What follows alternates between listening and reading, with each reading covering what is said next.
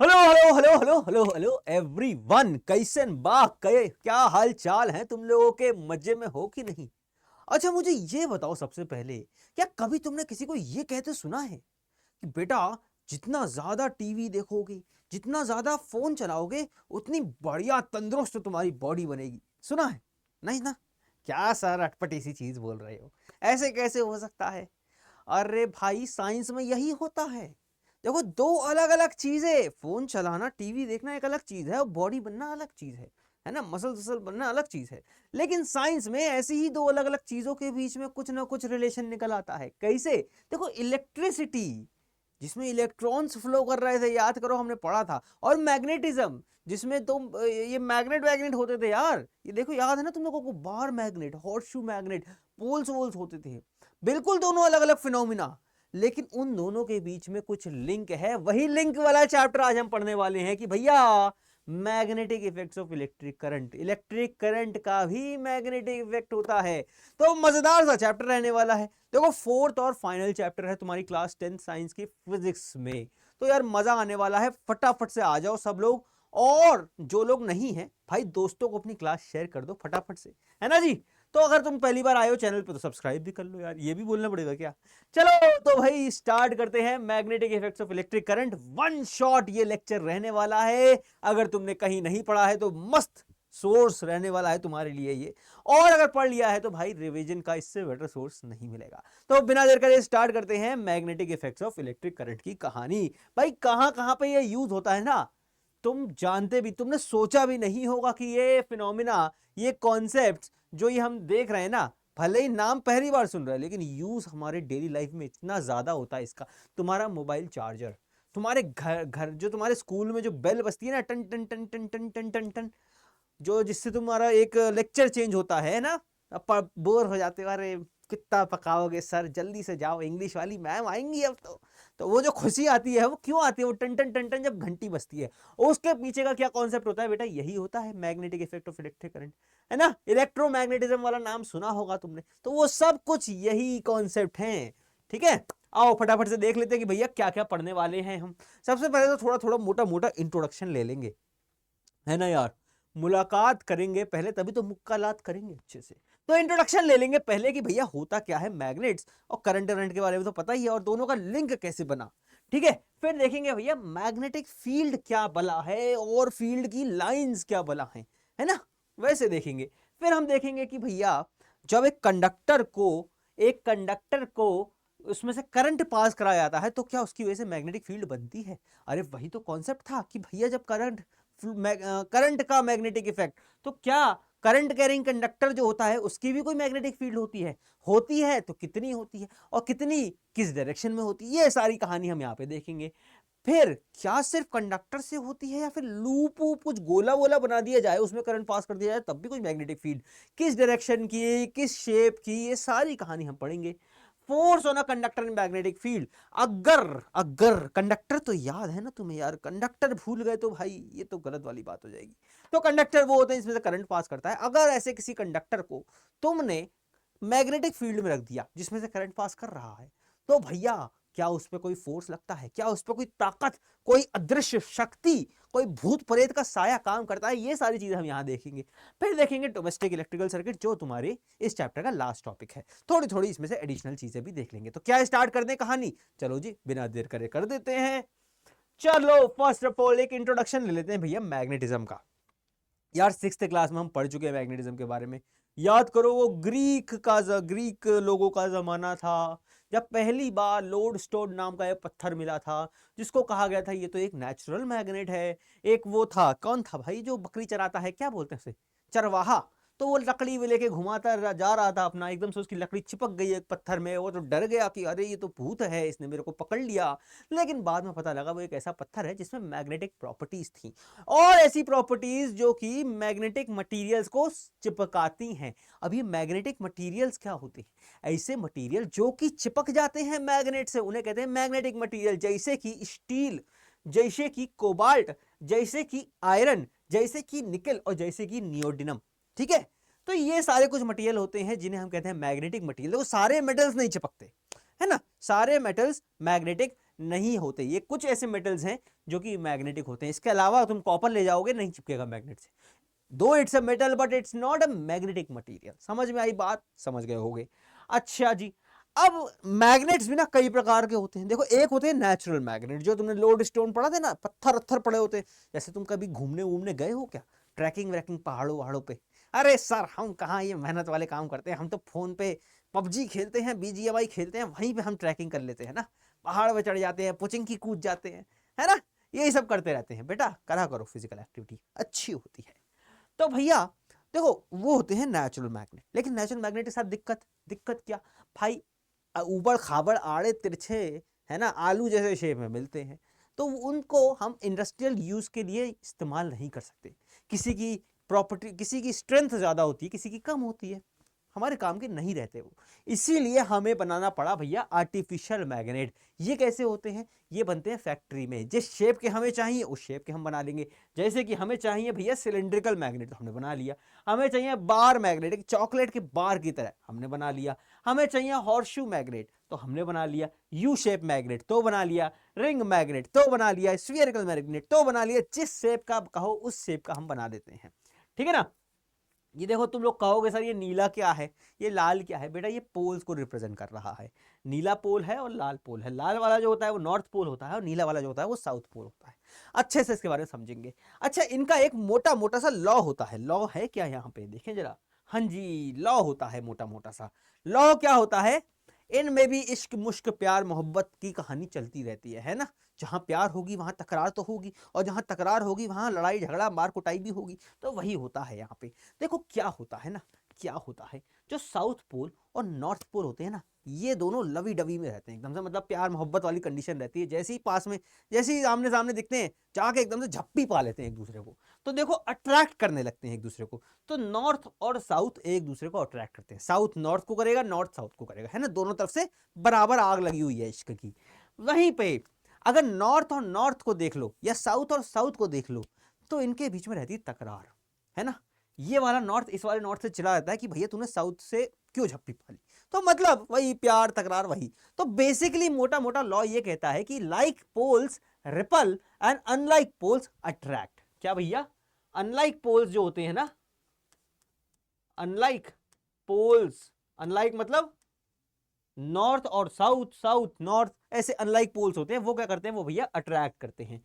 वहीं पे अगर मैं नॉर्थ और नॉर्थ को पास रखूं, या फिर साउथ और साउथ को पास रखूं, तो ये क्या करेंगे, एक दूसरे को धक्का मारेंगे, यानी भगाएंगे, रिपल करेंगे, रिपल्शन दिखाएंगे। समझ में आई बात? क्या है, इतनी चीज क्लियर है। बेसिक बेसिक लॉ है, हमने पढ़ रखा है बचपन में, इनको तो पढ़ रखा है ना। हाँ जी सर, पढ़ रखा है। चलो जी, अगली चीज देखते हैं। अगली चीज आती है भैया, ये कुछ दिख रहा है तुम्हें, cap Jack Sparrow pirate of Caribbean. वो देखिए ऐसे ऐसे वो झूलता रहता है, जो ऐसे ऐसे, है ना, कैप्टन जैक स्पैरो। वो क्या करता है, उसके हाथ में एक ऐसा कंपस होता है ना, यही तो होता है कंपस। ये कंपस का काम क्या होता है? नेविगेशन। नेविगेशन मतलब रास्ता दिखाना। अब तुम जैसे गूगल मैप्स वगैरह चलाते होगे, तुम सब चलाते होगे, सब चलाते हैं आजकल मोबाइल पे, फोन पे। तो वो क्या करता है, वो नेविगेशन देता है। नेविगेशन मतलब वो रास्ता दिखाता है, डायरेक्शंस दिखाता है। तो वो एक टाइम पे तो नहीं थे ना यार गूगल मैप, तब क्या करते थे, तब ये कंपस का इस्तेमाल करते थे। ये कंपस में क्या होता था, ये भी डायरेक्शन दिखाते हैं। और ये किस प्रिंसिपल पे काम करते हैं? ये काम करते हैं भैया मैग्नेटिज्म के प्रिंसिपल पे। किस पे? मैग्नेटिज्म के प्रिंसिपल पे।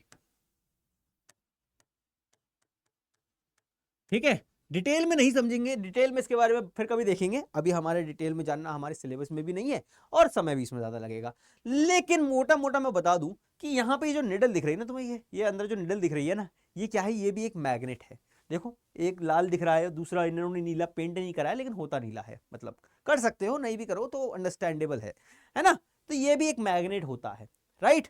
और ये इस प्रिंसिपल पे काम करता है कि जो हमारा अर्थ है ना, जो गोल अर्थ है, इसके अंदर भी एक बड़ा सा मैग्नेट गाड़ के हमने रखा हुआ है। मतलब हमारी क्या औकात हम गाड़ के रखें, लेकिन नेचुरली प्रेजेंट है। तो असलियत में प्रेजेंट है क्या सर? है, बताओ बेटा, असलियत में प्रेजेंट है? असलियत में नहीं है, लेकिन उसके अंदर का जो कोर है ना, हमारे अर्थ के अंदर का जो मोल्टन लावा वावा उसमें घूम रहा है, मोल्टन मेटल्स उसमें घूम रहे हैं, तो वो एक मैग्नेटिक फील्ड क्रिएट कर देते हैं, जो कि एक्ट करता है कि एक बड़ा सा बार मैग्नेट हमारे अर्थ के अंदर हमने छुपा के रखा हुआ है। तो इसी पूरे प्रिंसिपल पे ये पूरा हमारा काम चलता है। ये मैग्नेट, ये हमारे कॉम्पस काम करते हैं। और ये कॉम्पस दिखाता क्या है? ये कॉम्पस डायरेक्शन दिखाता है। अगर तुम यहाँ पे खड़े होगे ये कॉम्पस को ऐसे छोड़ दोगे तो इसकी जो निडल होगी ना, इसकी जो निडल होगी वो नॉर्थ और साउथ डायरेक्शन में पॉइंट करने लगेगी। ठीक है भाई, समझ में आई बात? इसका काम, इसका इस्तेमाल क्यों करते हैं? बेसिकली इसका इस्तेमाल एक जगह और कर सकते हैं कि किसी भी जगह पे मैग्नेटिक फील्ड की डायरेक्शन क्या होगी वो हम इस कॉम्पस की मदद से ढूंढ सकते हैं। ठीक है ना? जिस डायरेक्शन में इसका नॉर्थ डायरेक्शन पॉइंट करेगा, जिस भी डायरेक्शन में इसकी नॉर्थ वाली निडल, ये जो कॉम्पस की निडल है ना, इसकी नॉर्थ डायरेक्शन वाला पॉइंट करेगा, वो हमारी डायरेक्शन ऑफ मैग्नेटिक फील्ड होती है। चलो आगे समझेंगे इसके बारे में डिटेल में। अब आ जाते हैं, देखो मैग्नेट्स देख लिया, मैग्नेट के कानून देख लिए, यानी लॉज ऑफ मैग्नेट देख लिए, और हमने मैग्नेटिक कॉम्पस देख लिया। सही है, सही है, बहुत बढ़िया। अब बात करते हैं मैग्नेटिक फील्ड की। मैग्नेटिक फील्ड मतलब रुतबा, है ना? अरे ये मुन्ना भाई का इलाका है, यहां पे कोई और गुंडा या भाई नहीं आ सकता। तो तुम्हारा इलाका यानी मुन्ना भाई का कितना ज्यादा इलाका है कि भैया उस क्षेत्र में कोई और गुंडा या कोई और भाई नहीं आ सकता, वो कहलाएगा मुन्ना भाई की फील्ड। अब जैसे ये भाई साहब, ये हमारे बॉडी बिल्डर साहब क्या कर रहे हैं, मस्त डीए हुए छिड़क रहे हैं, सुगंध फैल रही है। अब इन, ये मान लो इस कमरे में खड़े हैं, तो इनकी ये जो खुशबू है ना, ये जो ये फ्रेग्रेंस है, ये क्या होगी? ये एक रीजन तक ही तो रहेगी।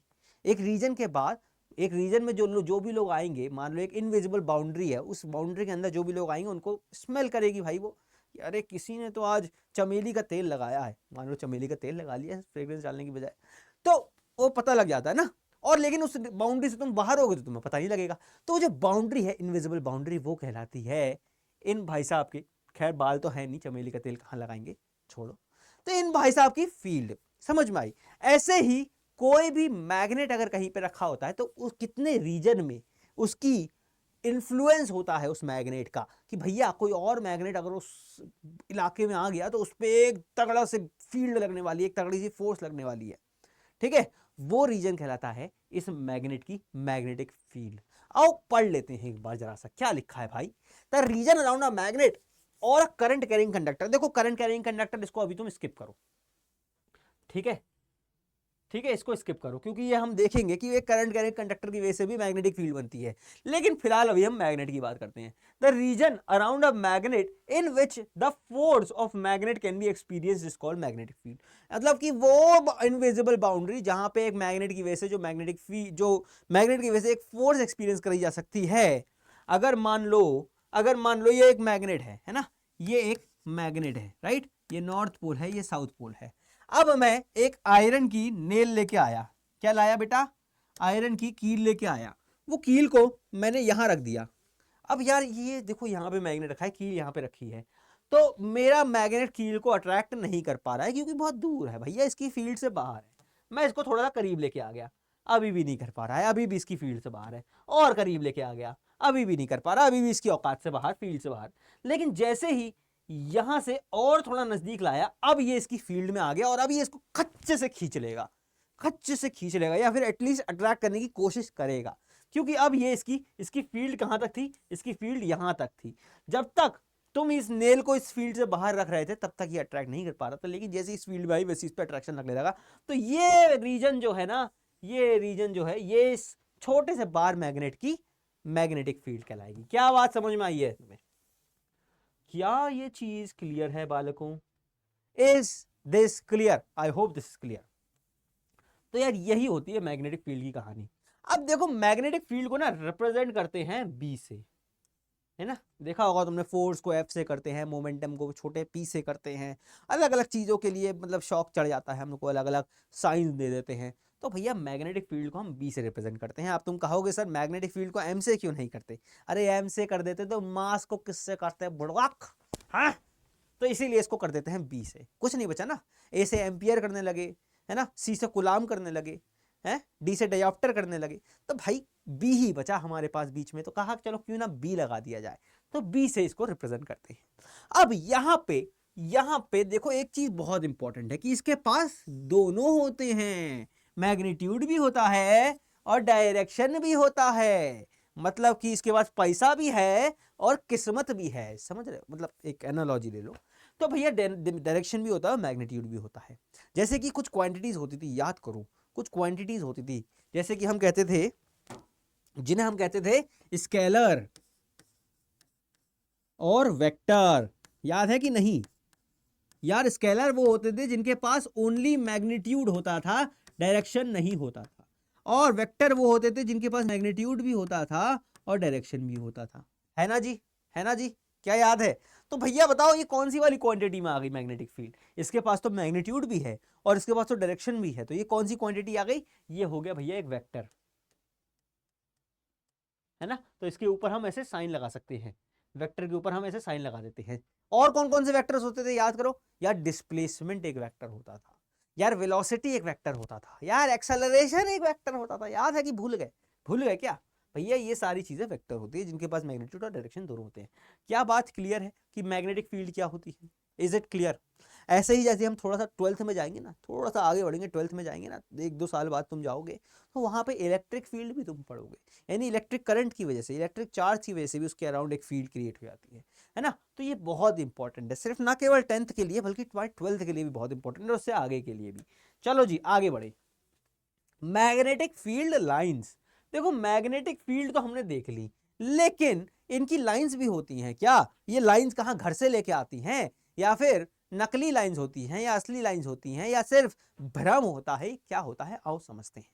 तो भैया देखो सिंपल सी बात है, ये लाइन वाइन कुछ होती नहीं है, असलियत में नहीं होती है, हमारे मन का भ्रम है, इमेजिनरी लाइंस हैं बेसिकली। और ये इमेजिनरी लाइंस को क्यों बनाया जाता है और कैसे बनती हैं? देखो सबसे पहले तुमने इस टाइप का एक्सपेरिमेंट तुमने बहुत सुना होगा, बहुत देखा होगा। क्या करना होता है? अरे कुछ नहीं करना होता है, तुम्हें एक मैग्नेट ले लो, ठीक है? चाहे तो एक पेपर ले लो, पहले एक पेपर ले लो, उसके नीचे मैग्नेट, बार मैग्नेट रख लो, पेपर है नीचे बार मैग्नेट है, और ये एक आयरन का चूरा ले लिया। क्या है ये बेटा? ये लोहे का चूरा है। किसी भी तुम दुकान वुकान पे चले जाना, किसी लोहार की दुकान पे चले जाना, वहां पे तुम्हें मिल जाएगा, है ना, आयरन स्प्रिंकलर्स या आयरन फाइलिंग्स कह लो इन्हें, तो वो ले आना।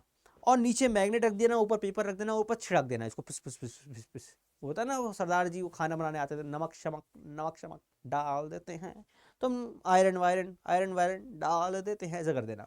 और फिर थोड़ा सा ठक ठक ठक ठक टैप कर देना, तो कुछ इस तरीके का पैटर्न तुम्हें दिखने लगेगा। अब इस पैटर्न को अगर तुम ध्यान से देखोगे तो क्या ये तुम्हें कुछ ऐसा नहीं लग रहा?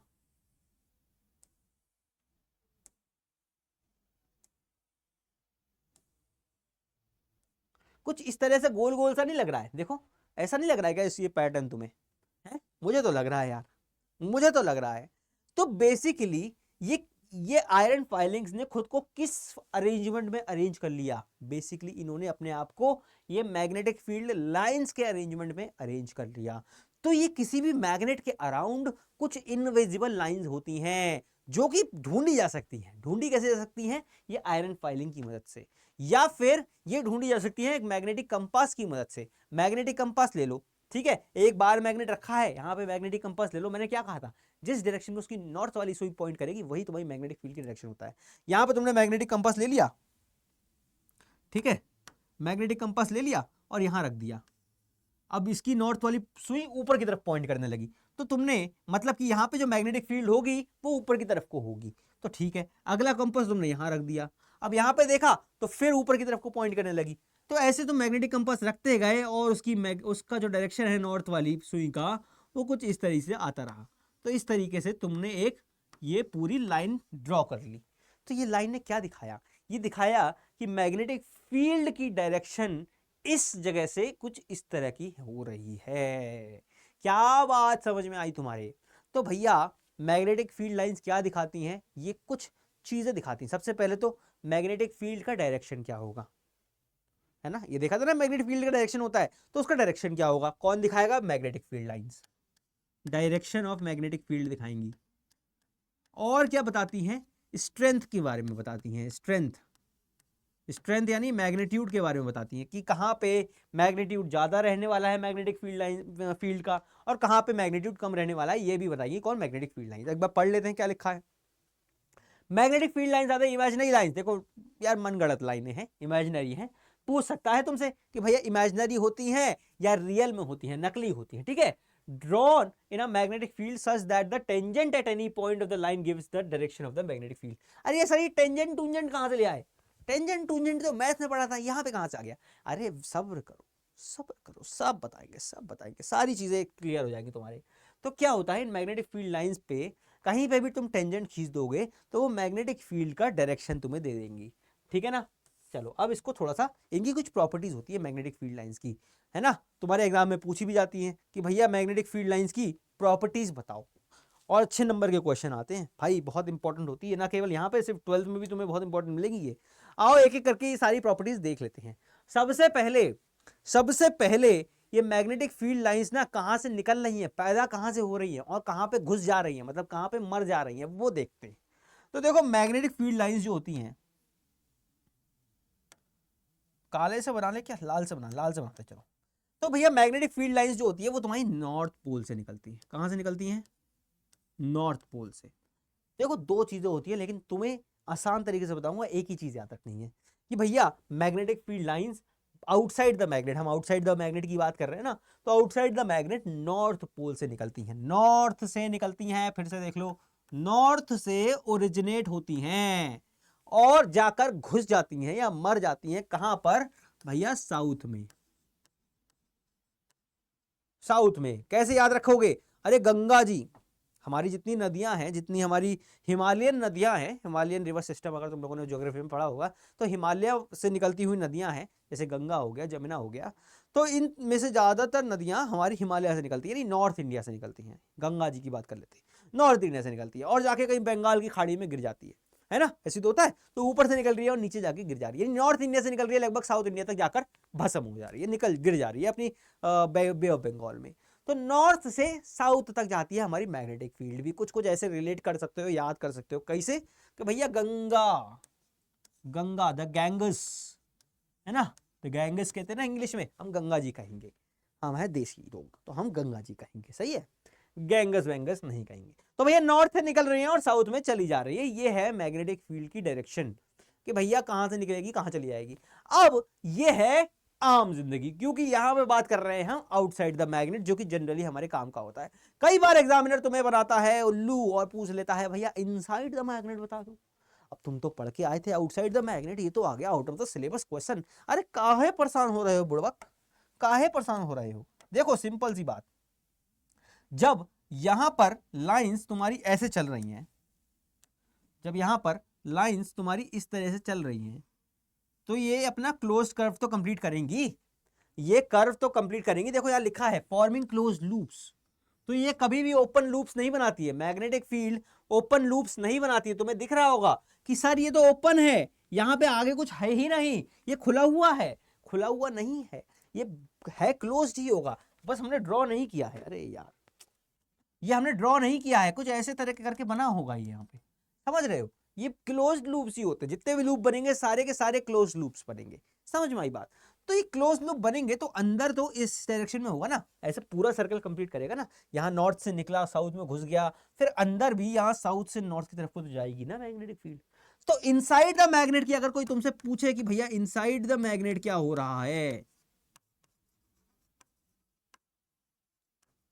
तो सिंपल सी बात है, इनसाइड द मैग्नेट तो साउथ से नॉर्थ जा रहा है। लेकिन क्या ये तुम्हें याद रखना है? नहीं रखना है, नहीं रखना है याद, तुम्हें सिर्फ अंदर जो मैग्नेट के बाहर जो हो रहा है ना वो याद रखना है, अंदर वाला तुम्हें याद नहीं रखना है। क्या ये बात समझ में आई? अगर कभी कोई तुमसे पूछ ले तो तुम बता दोगे कि भैया ये कहानी होती है, और हमेशा क्लोज लूप्स बनाते हैं, ठीक है, समझ में आई बात, क्लियर है भैया। नॉर्थ से निकलती है साउथ में जाती है और हमेशा क्लोज लूप्स बनाती है, और ये इमेजिनरी लाइंस होती हैं। और देखो, और देखो, और क्या है, टेंजेंट की बात कर रहे थे यार, मैथ्स में तुमने पढ़ा है ना टेंजेंट, मैथ्स में तुमने टेंजेंट पढ़े हैं ना, सर्कुलर सर्कल्स पढ़े होंगे तुमने, और कर्व्स वगैरह पढ़े होंगे। देखो जैसे अगर ये सर्कल होता है, ये सर्कल होता है, देख रहे हो क्या बेहतरीन सर्कल, अरे वाह, नजर ना लगे मेरी ड्राइंग को भाई, हैं तुम लोग ऐसे ही कहते रहते हो कि सर अच्छी ड्राइंग नहीं है, इससे बढ़िया ड्राइंग देखी तो ना कहीं, एक बार में सर्कल बनाया मैंने, एक बार में, हैं बढ़िया है।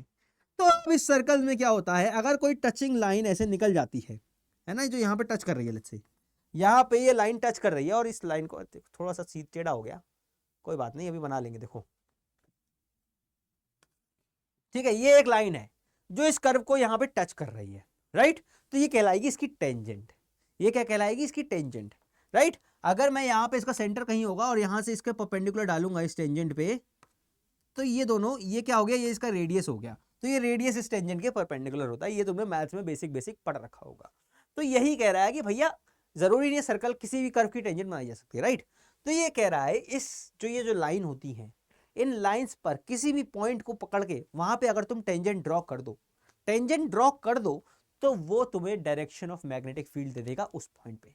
अब क्यों भैया, देखो क्या हुआ, एक बार मैग्नेट रखा हुआ, ठीक है, बार मैग्नेट रखा हुआ है। अब हम आए, मतलब कोई भी आया लेट्स से, और बोलता है यार तुमने तो बताया था सर, हैं ऋषभ जी, आपने तो बताया था कि एक बार मैग्नेट जहाँ पे रखा होता है उसका इलाका होता है, उसकी फील होती है। अब जरा ऐसी बात है, तो इस बार मैग्नेट से इतनी दूर पे मैं खड़ा हूं, यहाँ पे बताओ डायरेक्शन ऑफ मैग्नेटिक फील्ड क्या होगी, अभी बताओ, अभी तुरंत बताओ। तो मैं क्या करूंगा, सबसे पहले तो मैग्नेटिक फील्ड लाइंस ड्रॉ करूंगा, है ना, कुछ भी करके करूंगा, मान लो मैग्नेटिक कॉम्पस लेके कर लूंगा, या फिर आयरन फाइलिंग्स पटक पटक के कर लूंगा, कुछ भी करके मैग्नेटिक फील्ड लाइन ड्रॉ करूंगा। और वहां पे जहां पे हमारे भाई साहब खड़े होंगे, लेट्स से यहाँ पे खड़े हैं हमारे भाई साहब, यहाँ पे हमारे भाई साहब खड़े हैं, तो इस पॉइंट पर मैं क्या करूंगा, इस पॉइंट पर यहां से मैं एक टेंजेंट ड्रॉ कर दूंगा। टेंजेंट की डायरेक्शन कैसी होती है, देखो टेंजेंट, अगर देखो ये भी डाउट आ सकता है, ये आ गई टेंजेंट, है ना, हमारे कर्व को टच करती हुई जा रही है, टच करती हुई जा रही है, और इस डायरेक्शन में दिखा रही है, इस डायरेक्शन में जा रही है। तो मतलब कि ये जो पॉइंट है ना, पी पॉइंट, इस पॉइंट पर जो डायरेक्शन ऑफ मैग्नेटिक फील्ड होगी वो ये होगी। सर टेंजेंट तो पीछे भी जा रही है कि नहीं, टेंजेंट तो सर आप तो कुछ भी बोल रहे हो, टेंजेंट तो ऐसे भी बना सकते हैं ना हम, टेंजेंट तो ऐसे भी बना सकते हैं, तो पीछे क्यों नहीं होगी मैग्नेटिक फील्ड की डायरेक्शन, आगे बी आगे ही क्यों होगा, पीछे क्यों नहीं, क्योंकि भाई जिस डायरेक्शन में मैग्नेटिक फील्ड है, देखो डायरेक्शन इन द सेंस, जो हमारी लाइन होती है, हमें ये तो पता है ना कि नॉर्थ से निकल के साउथ में जाती है, तो देखो इस तरफ डायरेक्शन तो इसका ये होगा ना, कुछ इस तरह से फॉलो कर रहा होगा, है ना। ओवरऑल डायरेक्शन तो हमें पता है कि भैया नॉर्थ से निकल के साउथ में जा रहा है, नॉर्थ से निकल रहा है साउथ में जा रहा है, नॉर्थ से निकल रहा है साउथ में जा रहा है। लेकिन पी पॉइंट पे अगर हमसे पर्टिकुलरली डायरेक्शन पूछी जाएगी, तो हम कैसे बताएंगे कि भैया इस पॉइंट पे अगर मैं टेंजेंट ड्रॉ कर दूं, और टेंजेंट किधर को, ऊपर की तरफ, जिस डायरेक्शन में हमारी मैग्नेटिक फील्ड ओरिजिनली जा रही थी उसी डायरेक्शन में करेंगे ना, यानी ऊपर की तरफ को करेंगे, ऊपर की तरफ को, तो ऊपर की तरफ को हमारी मैग्नेटिक फील्ड की डायरेक्शन होगी इस पी पॉइंट पे। समझ में आई बात, क्या बात समझ में आई। ऐसे ही अगर कोई पूछेगा यार इस क्यू पॉइंट पे बता दो क्या होगा, इस क्यू पॉइंट पे बता दो, तो क्यू पॉइंट के लिए देखो मैग्नेटिक फील्ड अगेन ऐसे जा रही है, अगेन नॉर्थ से साउथ, तो यहाँ पे अगर मैं टेंजेंट ड्रॉ करूंगा तो कुछ इस तरह से आएगी, तो ये होगी मेरी मैग्नेटिक फील्ड की डायरेक्शन। क्या ये बात क्लियर है तुमको, टेंजेंट का मतलब क्या होता है, मैग्नेटिक फील्ड की डायरेक्शन हम कैसे निकालते हैं, और यही डेफिनेशन में लिखी थी कि भाई मैग्नेटिक फील्ड लाइन एक ऐसी लाइन होती है जिस पर तुम अगर कहीं पे भी किसी पॉइंट पे टेंजेंट बनाओगे तो वो मैग्नेटिक फील्ड की उस पॉइंट पे मैग्नेटिक फील्ड का डायरेक्शन दे देगी, राइट। चलो जी आगे बढ़ते हैं। नेक्स्ट गाइज, नेक्स्ट कह रहा है कि magnetic field lines indicate stronger magnetic field. अच्छा हाँ, क्लोजर फील्ड लाइन जो होती है वो स्ट्रॉन्गर मैग्नेटिक फील्ड को रिप्रेजेंट करती है। देखो मैंने बताया था ना कि मैग्नेटिक फील्ड का स्ट्रेंथ भी होती है ना, उसका मैग्नीट्यूड भी होता है और उसका डायरेक्शन भी होता है। डायरेक्शन तो हमने देख लिया कि कैसे मिला। अब ये मैग्नेटिक फील्ड लाइंस ना स्ट्रेंथ भी दिखाती है, यानी कि मैग्नीट्यूड भी दिखाती है, कहाँ पे मैग्नेटिक फील्ड लाइन मजबूत है और कहाँ पे मैग्नेटिक फील्ड लाइंस कमजोर हैं, ये सब दिखाती हैं तुम्हारी magnetic field, magnetic field lines ये दिखाती है। कैसे यार, जिस पॉइंट पर, जिस पॉइंट, देखो ऐसी सिंपल सी बात, जहां पर तुम्हारे दोस्त सब लोग इकट्ठे हो गए, तुम एकदम स्ट्रांग हो गए, है ना, कोई लड़ नहीं सकता तुमसे आके, या कोई तुमसे बहस नहीं कर पाएगा। सिंपल सी बात होती है, जहां ज्यादा लोग होते हैं, जहां ज्यादा यूनिटी होती है, वहां पे मजबूती होती है। वहीं पे तुम कहीं अकेले खड़े हो, कोई भी आया चलो भाई, है ना, ऐसे थप्पड़ मार के चला जाएगा, क्या कर लोगे तुम, ज्यादा से ज्यादा कुछ कह लोगे, पिट जाओगे, क्या फायदा। तो भैया यही होता है, यही होता है, जहां पे ज्यादा लोग होते हैं वहां पे स्ट्रॉन्ग नेचर रहता है। तो जहां पे मैग्नेटिक फील्ड लाइंस ज़्यादा होती हैं, यानी क्राउडेड होती हैं, क्राउडेड होती हैं, जैसे कि यहाँ पे ये क्राउडेड दिख रही हैं, यहाँ पे ये क्राउडेड दिख रही हैं, और अगर बात करूँ थोड़ा सा और आगे आ जाओगे तो यहाँ पे भी क्राउडेड दिख रही हैं।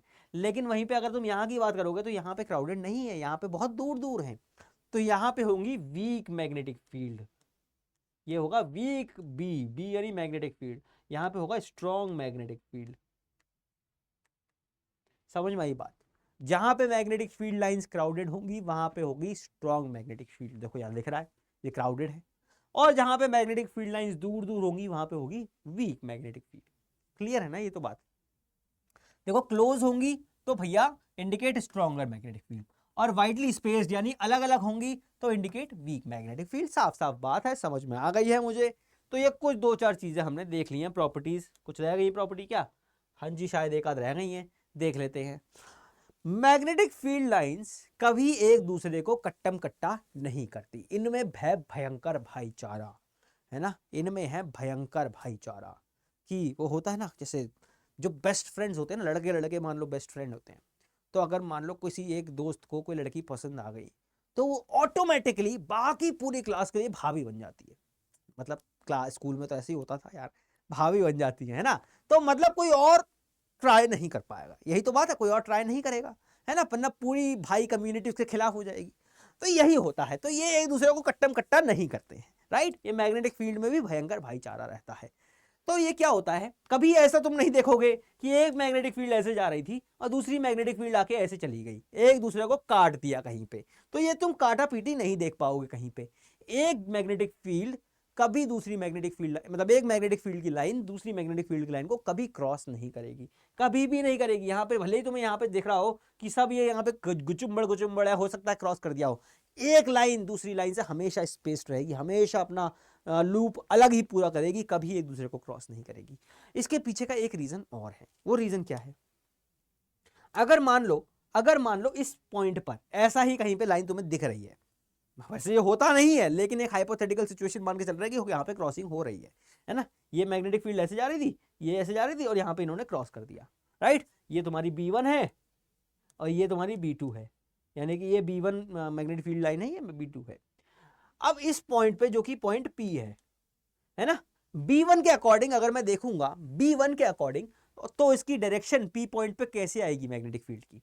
देखो एक पॉइंट पे तो एक ही मैग्नेटिक फील्ड की डायरेक्शन हो सकती है ना, एक पॉइंट पे एक ही मैग्नेटिक फील्ड की डायरेक्शन हो सकती है। भले ही कितने 2 4 8 15 मैग्नेट ले आओगे, लेकिन नेट मैग्नेटिक फील्ड की डायरेक्शन तो एक ही होगी, चाहे वो इधर हो, नीचे हो, दाएं हो, बाएं हो, उसकी वो अलग चीज है, लेकिन नेट मैग्नेटिक फील्ड की डायरेक्शन एक ही होगी, राइट। तो यार देखो P पॉइंट पे B1 के हिसाब से अगर टेंजेंट में ड्रॉ करूं तो ऐसे आएगी मैग्नेटिक फील्ड, ये आएगी मैग्नेटिक फील्ड की डायरेक्शन B1 के हिसाब से, है ना, P पॉइंट पे B1 के हिसाब से। और वहीं पे अगर मैं B2 के हिसाब से P पॉइंट पर डायरेक्शन ड्रॉ करूं, टेंजेंट ड्रॉ करूं, तो कुछ तुम्हारा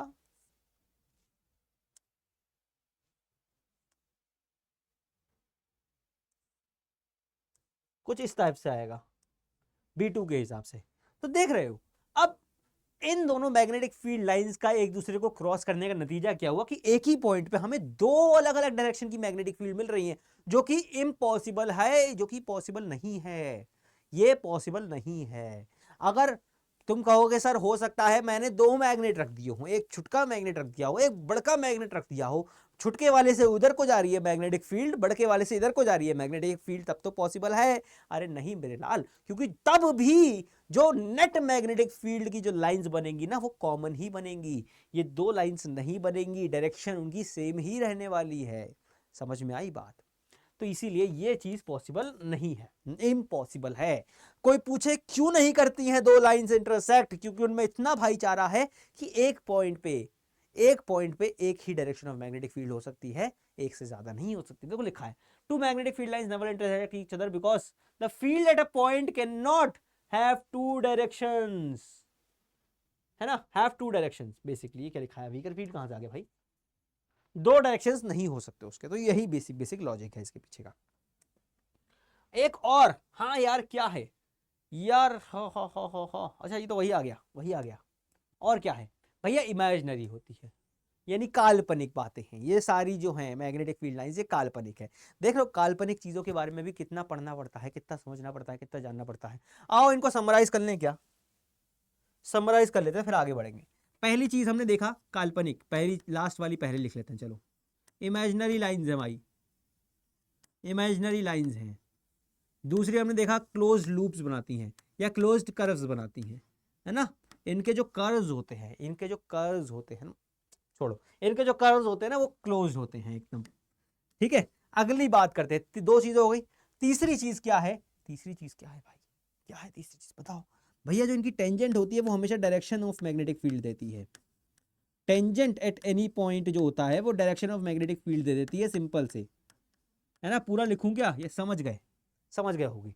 तो टेंजेंट किसी भी पॉइंट पे जो होता है वो मैग्नेटिक फील्ड की डायरेक्शन दे देती है। Two magnetic field never intersect, two magnetic field lines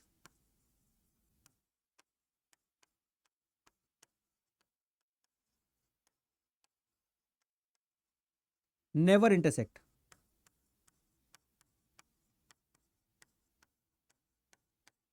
कभी एक दूसरे का पेट मतलब भाईचारा नहीं काटेंगे, कभी एक दूसरे से लड़ाई नहीं करेंगे। तो ये भाई मोटी मोटी बात हो गई। कुछ एक रह गया क्या, क्या रह गया भाई? इमेजिनरी लाइन हो गई, क्लोज लूप्स हो गए, tangent at any point two magnetic field never intersect. एक कौन सा रह गया गुरुजी? मेरे ख्याल से तो हो गए सारे, है ना।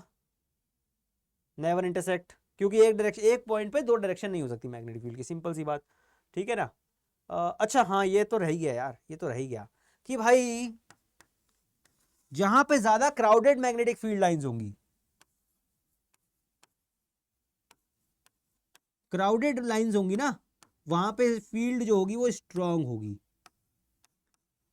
स्ट्रांग मैग्नेटिक फील्ड होगी। और जहां पे लाइंस जो होंगी वो स्पेस्ड होंगी, यानी कि फार होंगी, दूर दूर होंगी, वहां पे मैग्नेटिक फील्ड जो होगी वो वीक होगी, यानी कि स्पेस्ड होगी।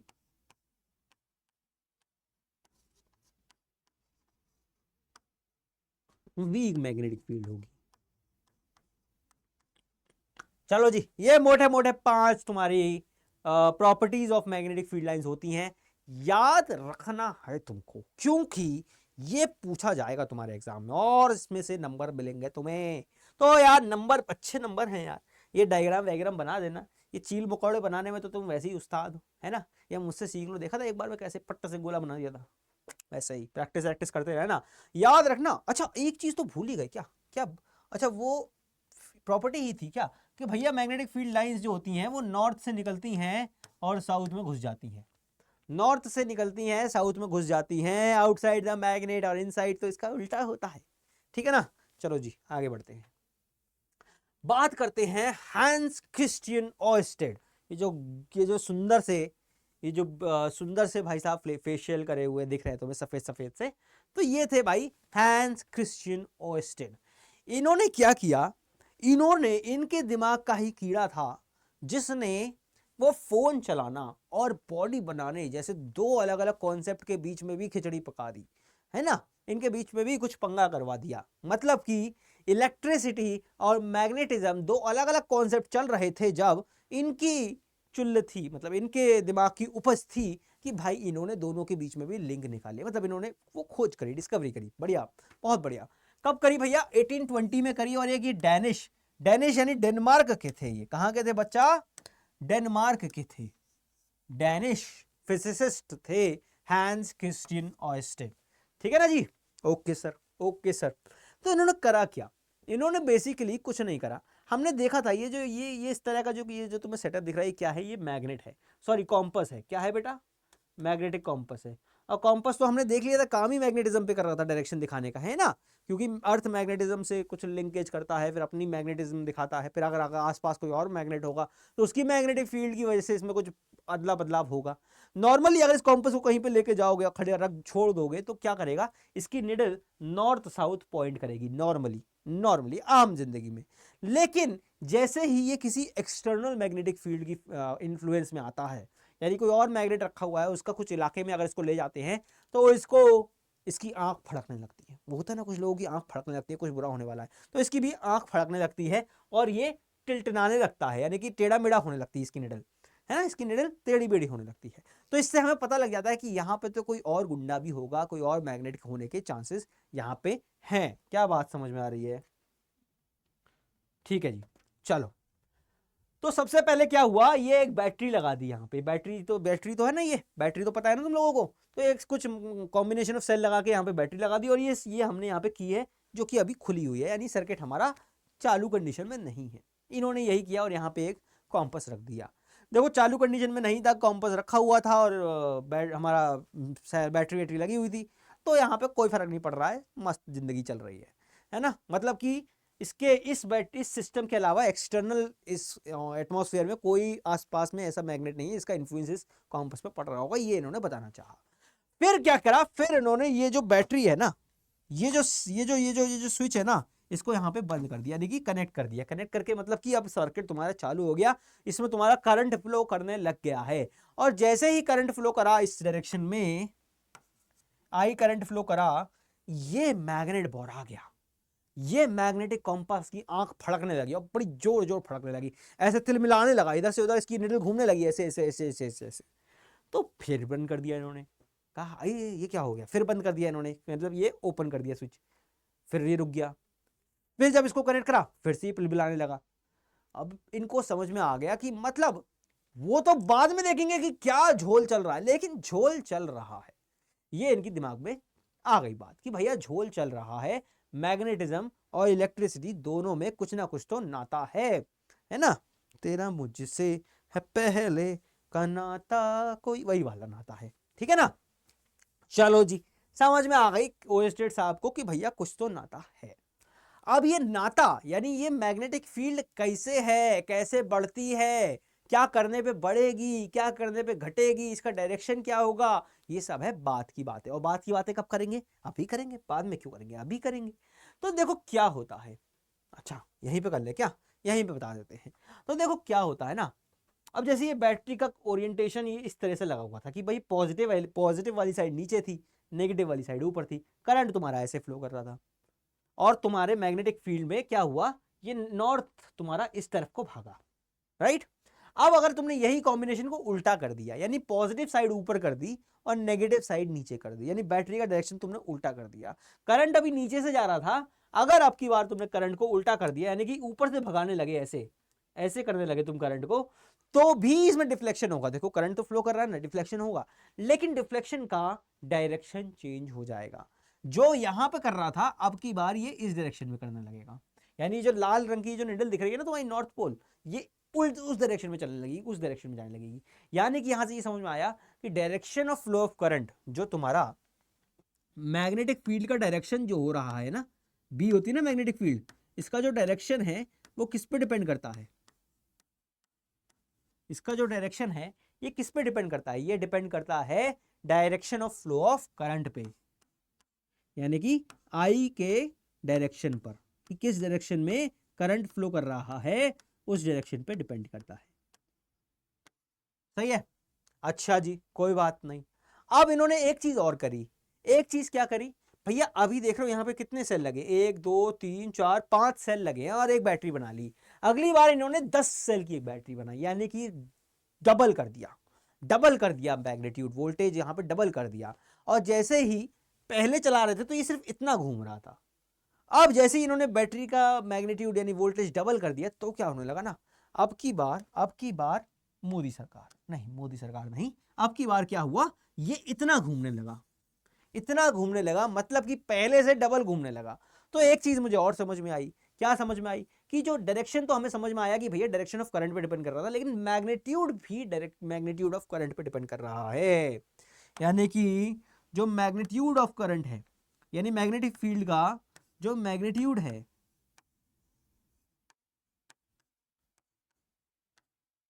वो भी तुम्हारा करंट के मैग्नीट्यूड पर डिपेंड कर रहा है।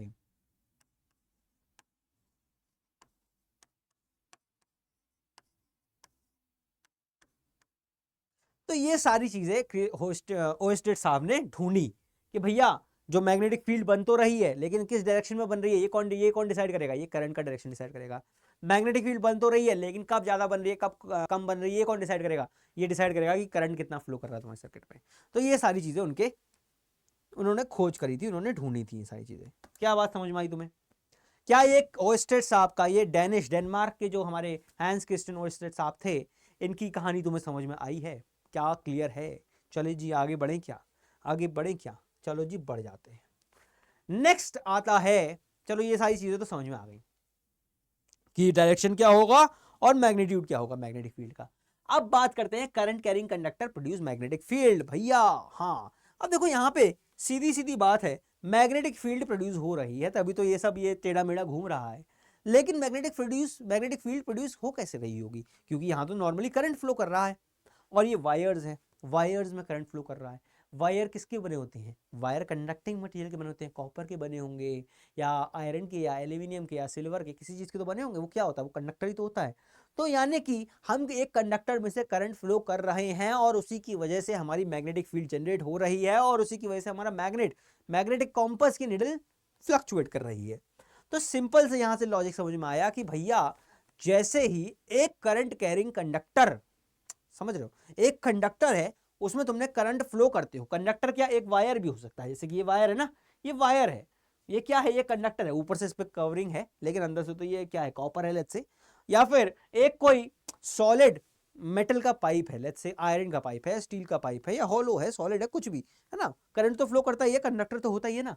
तो वो कंडक्टर, ऐसे किसी भी कंडक्टर में से जैसे ही इसको तुम बैटरी से कनेक्ट करोगे और इसमें करंट पास करवाना स्टार्ट करोगे, इनकी वजह से कुछ मैग्नेटिक फील्ड खुद ब खुद बनने लगेगी, होने लगेगा। यही तो है magnetic field of magnetic effects of electric current. जैसे ही किसी कंडक्टर में से तुम इलेक्ट्रिक करंट पास करोगे उसमें खुद ना कुछ मैग्नेटिक फील्ड जनरेट होने लगेगी और करंट मतलब करंट फ्लो करते ही मैग्नेटिक फील्ड जनरेट होने लगेगी और वो कुछ मैग्नेटिक फील्ड का डायरेक्शन होगा, कुछ मैग्नीट्यूड होगा। क्या ये बात क्लियर है कि भैया जैसे ही एक कंडक्टर में से तुम इलेक्ट्रिक करंट को पास करते हो, करंट कैरिंग कंडक्टर मतलब कि ऐसा कंडक्टर जिसमें करंट चल रहा है, उसकी वजह से एक मैग्नेटिक फील्ड बनने लगती है, प्रोड्यूस होने लगती है। तो इसको कहेंगे कि current carrying conductor, magnetic field due to current carrying conductor. समझ में आई बात? अब ये मैग्नेटिक फील्ड डायरेक्शन हमें पता है, डायरेक्शन डिपेंड करेगा कि डायरेक्शन ऑफ मैग्नेटिक फील्ड किस पे डिपेंड करेगा? मैग्नेटिक फील्ड का डायरेक्शन जो होगा, डायरेक्शन वो किस पे डिपेंड करेगा? वो डिपेंड करेगा भैया करंट के डायरेक्शन पे, है ना, वो करंट के डायरेक्शन पे डिपेंड करेगा। और मैग्नेटिक फील्ड का मैग्नीट्यूड जो होगा ये किस पे डिपेंड करेगा? ये डिपेंड करेगा करंट के मैग्नीट्यूड पे, करंट के मैग्नीट्यूड पे, है ना, बेसिक बेसिक मैं लिख दे रहा हूं यहाँ पे, करंट के मैग्नीट्यूड पे। लेकिन लेकिन लेकिन लेकिन लेकिन लेकिन लेकिन हमने देखा था मैग्नेटिक फील्ड लाइंस, याद करो, मैग्नेटिक फील्ड लाइंस भूल गए क्या, जो ऐसे क्लोज लूप्स बन रहे थे, तो वो बनते थे बार मैग्नेट की वजह से। ऐसे क्लोज लूप्स इधर से ऐसे बन गया, ऐसे बन गया, ऐसे बन गया, ऐसे ऐसे ऐसे करके ऐसे बन रहे थे ना, ये जो ये बार मैग्नेट था तो ऐसे ऐसे बनते थे ना वो, ये क्या थे, ये magnetic field lines due to a bar magnet थे।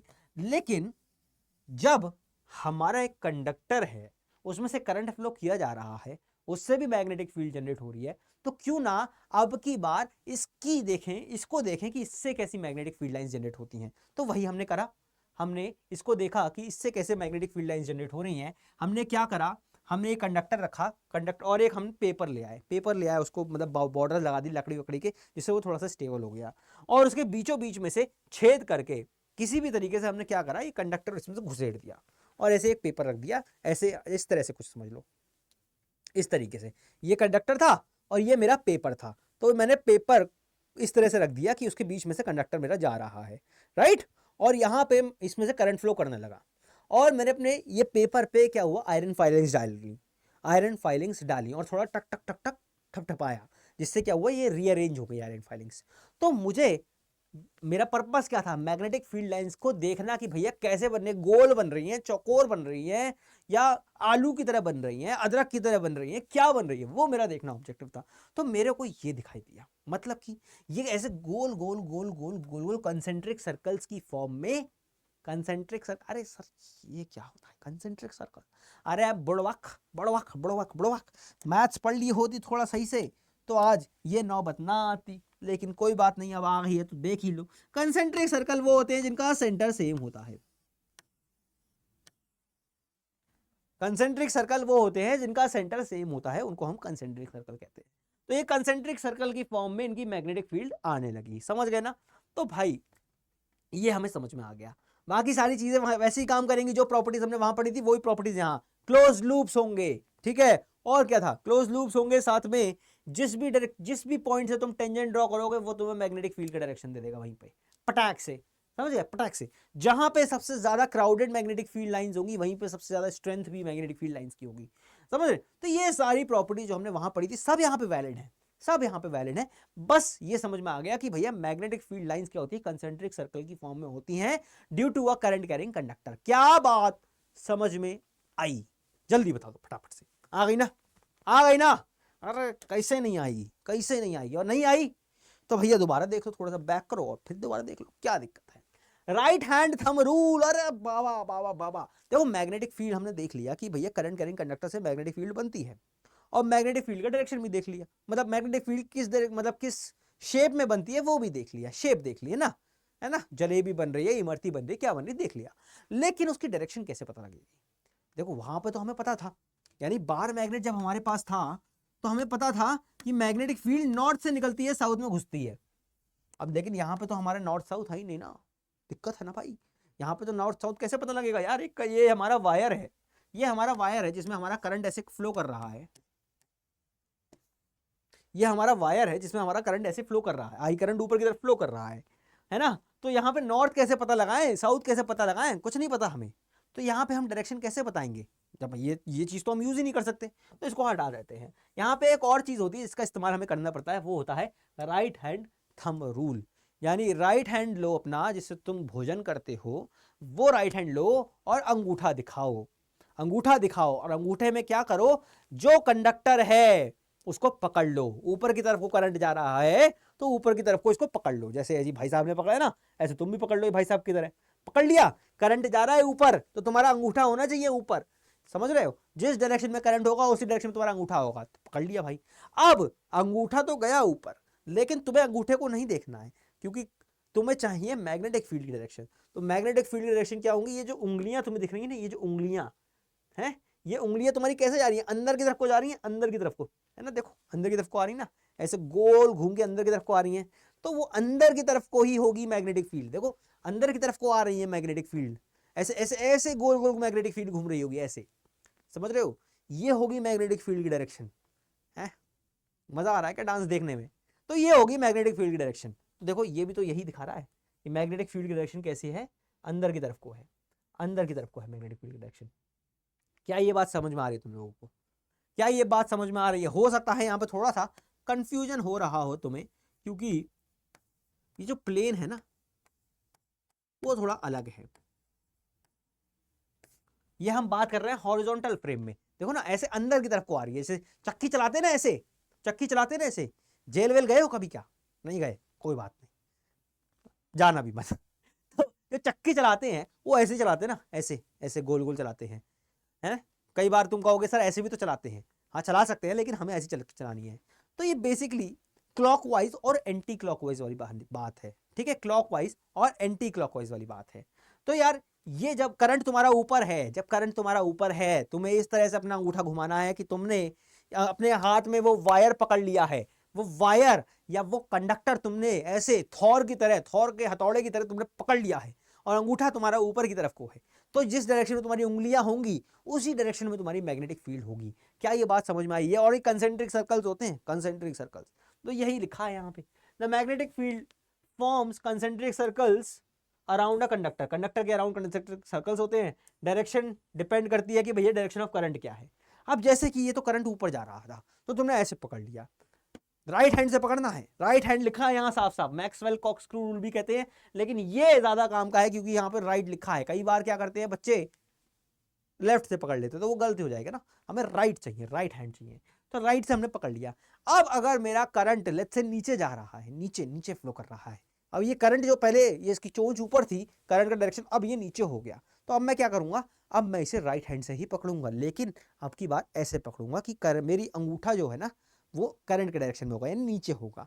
तो ये जो उंगलियां देख रहे हो ये ऐसे हैं, ऐसे ऐसे, यानी कि ऐसे, देखो ऐसे है ना, तो यानी कि ये डायरेक्शन आएगा, ये यानी कि जो चक्की चलेगी ना वो अब की बार ऐसे चलेगी, ऐसे, देखो इसका उल्टा है, इस वाले का उल्टा है। तो ये होगा मेरा मैग्नेटिक फील्ड का डायरेक्शन जब मेरा करंट नीचे की तरफ होगा। क्या ये बात समझ में आ रही है तुम लोगों को? बताओ फटाफट से, क्या ये बात समझ में आ रही है?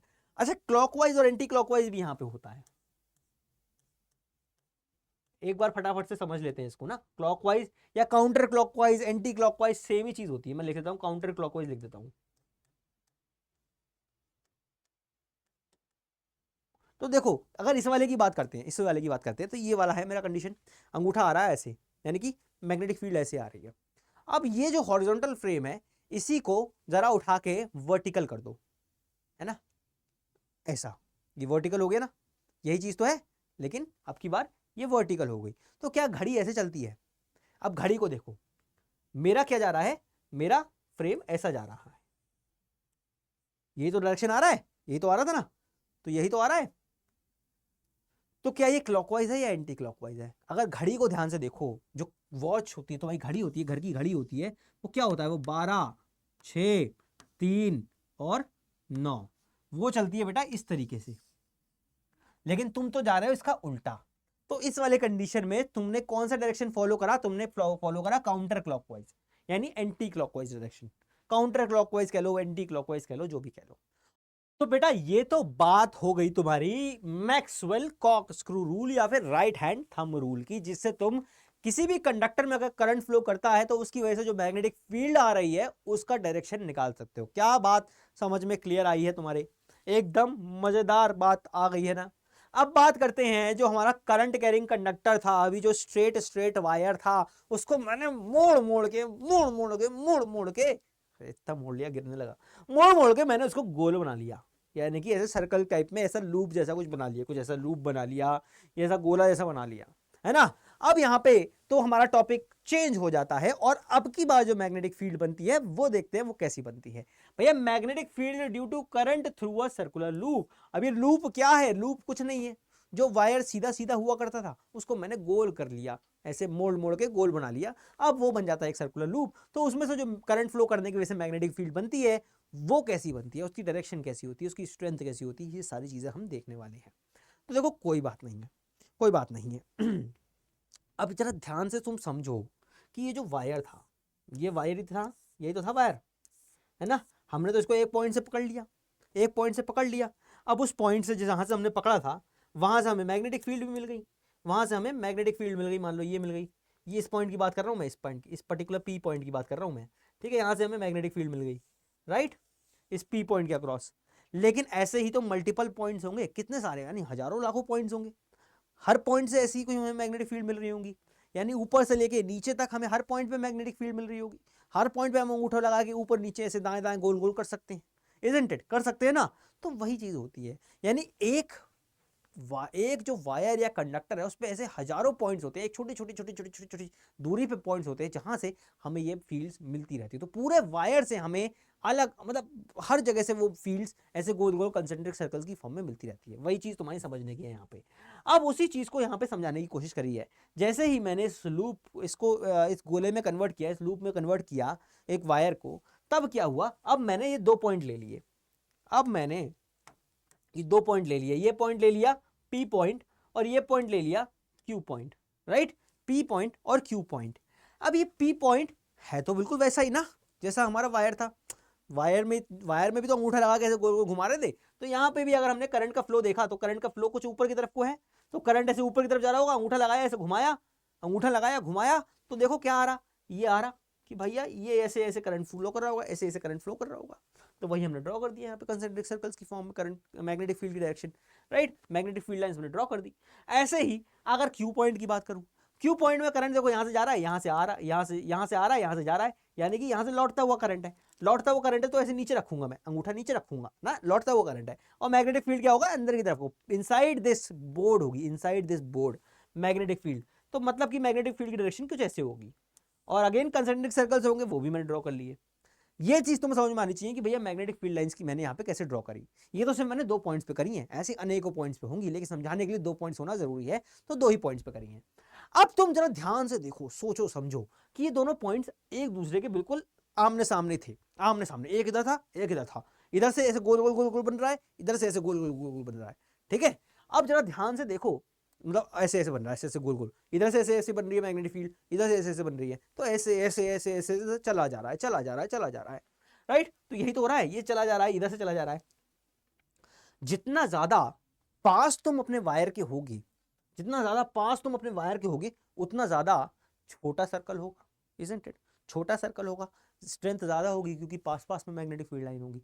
जैसे तुम दूर जाते जाओगे, दूर जाते जाओगे, दूर जाते जाओगे, वो सर्कल बढ़ता जाएगा, सर्कल बढ़ता जाएगा। और जैसे ही तुम बिल्कुल सेंटर के आसपास पहुंच जाओगे ना, इस सर्कुलर लूप के सेंटर के आसपास पहुंच जाओगे, तो मैग्नेटिक फील्ड लाइंस जो है ना, उनके बहुत बड़े बड़े सर्कल्स हो जाएंगे, बहुत बड़े बड़े, लगभग लगभग वो स्ट्रेट लाइन की तरह दिखने लगेंगे तुमको, लगभग लगभग स्ट्रेट लाइन की तरफ दिखने लगेंगे, है ना। कुछ इस तरह से दिखने लगेंगे, कुछ इस तरह से दिखने लगेंगे। अब देखो इसकी वजह से भी होंगे, इसकी वजह से भी होंगे, तो लगभग लगभग सेंटर पे आते ही तुम्हारे जो मैग्नेटिक फील्ड लाइंस होंगी ना वो एकदम स्ट्रेट हो जाएंगी, स्ट्रेट हो जाएंगी, सीधी हो जाएंगी। अभी तक तो कर्व चल रही थी, लेकिन जैसे ही सेंटर पे तुम आओगे वैसे ही वो मैग्नेटिक फील्ड लाइंस स्ट्रेट हो जाएंगी, ठीक है ना, स्ट्रेट हो जाएंगी। तो ये है यहाँ पे कॉन्सेप्ट। देखो ये जो यहाँ पे बना हुआ है ना, ये तुम्हारी एनसीईआरटी का डायग्राम है, कुछ कुछ ऐसा ही बना हुआ है तुम्हारी एनसीईआरटी में। क्या है यहाँ पे, तो वो सिंपल सी अगेन वो चीज़ है, ऊपर ले लिया हमने एक पॉइंट नीचे ले लिया, सारे पॉइंट्स की बात नहीं कर रहे हैं। ये तुम्हें मतलब 3D फ्रेम की तरह से दिखाने की कोशिश करी गई है पूरी हॉरिजॉन्टल फ्रेम में, और ये तुम्हारा 2D फ्रेम में रखने की कोशिश करेगा। तो शायद डायरेक्टली ये समझाता तो समझ में नहीं आता, लेकिन अब ये समझा दिया तो शायद ये तुम्हारे अच्छे से समझ में आ जाए। तो ये क्या है, ये वो पॉइंट है पॉइंट P, और ये वो पॉइंट है पॉइंट Q, है ना। करंट फ्लो कर रहा है कैसे, इस डायरेक्शन में ऐसे करंट फ्लो कर रहा है, ऐसे करंट फ्लो कर रहा है, ठीक है। तो यहां पे जब करंट फ्लो कर रहा है, हमने अंगूठा रखा और घुमा लिया, अपने हाथ घुमा लिया, तो मैग्नेटिक फील्ड की डायरेक्शन आ गई। और जितना ज्यादा हम दूर जाते जाएंगे ये मैग्नेटिक फील्ड हमारा सर्कल्स जो हैं ये बढ़ते जाएंगे, और एक पॉइंट पे आकर सेंटर पे आते आते ये स्ट्रेट लाइन होने लगेगी। ऐसे ही ऊपर से जब हम आएंगे तो यहाँ पे सेंटर पे आते आते ये स्ट्रेट लाइन होने लगेंगी। अब इसको जरा ना एक कंपैरिजन कर लो। कैसा कंपैरिजन कर लो, इसको बार मैग्नेट से कंपेयर कर लो एक तरीके से। छोटा सा कंपैरिजन है कि इसको बार मैग्नेट से कंपेयर कर लो। बार मैग्नेट से कंपेयर करके हमें क्या पता था भैया, हमें पता था कि मैग्नेटिक फील्ड लाइन कहां से निकलती है, याद करो जल्दी से बताओ। मैग्नेटिक फील्ड लाइंस भैया आउटसाइड द मैग्नेट तो नॉर्थ से निकलती हैं और साउथ में घुस जाती हैं, है ना। अब देखो यहाँ पे भी ये जो मैग्नेटिक फील्ड लाइंस जो स्ट्रेट लाइंस आ रही है, जो स्ट्रेट लाइंस आ रही है, ये कहां से, ये इस डायरेक्शन में निकल रही हैं, इधर को निकल रही हैं, और ये कहीं ना कहीं तो अपना सर्कुलर लूप पूरा करेंगी ना। हमें पता है मैग्नेटिक फील्ड लाइंस कभी भी खाली लूप नहीं बनाती हैं, कभी भी इनकम्प्लीट लूप नहीं बनाएंगी, हमेशा सर्कुलर पूरा लूप कर्व क्लोज कर्व बनाएंगी। तो ये कहीं ना कहीं तो पूरा करेंगी ना, और वो जहां पे घुसेंगी उसको हम कहेंगे साउथ पॉइंट। अगर यहाँ पे इसको ध्यान से देखो, इससे भी समझने की कोशिश कर लो, यहाँ से और अच्छे से समझ में आ जाएगा। जो ये रेज ऑफ, जो ये मैग्नेटिक फील्ड लाइंस अंदर की तरफ जा रही है ना, ये बाहर से अंदर की तरफ जा रही है, बाहर से अंदर की तरफ जा रही है।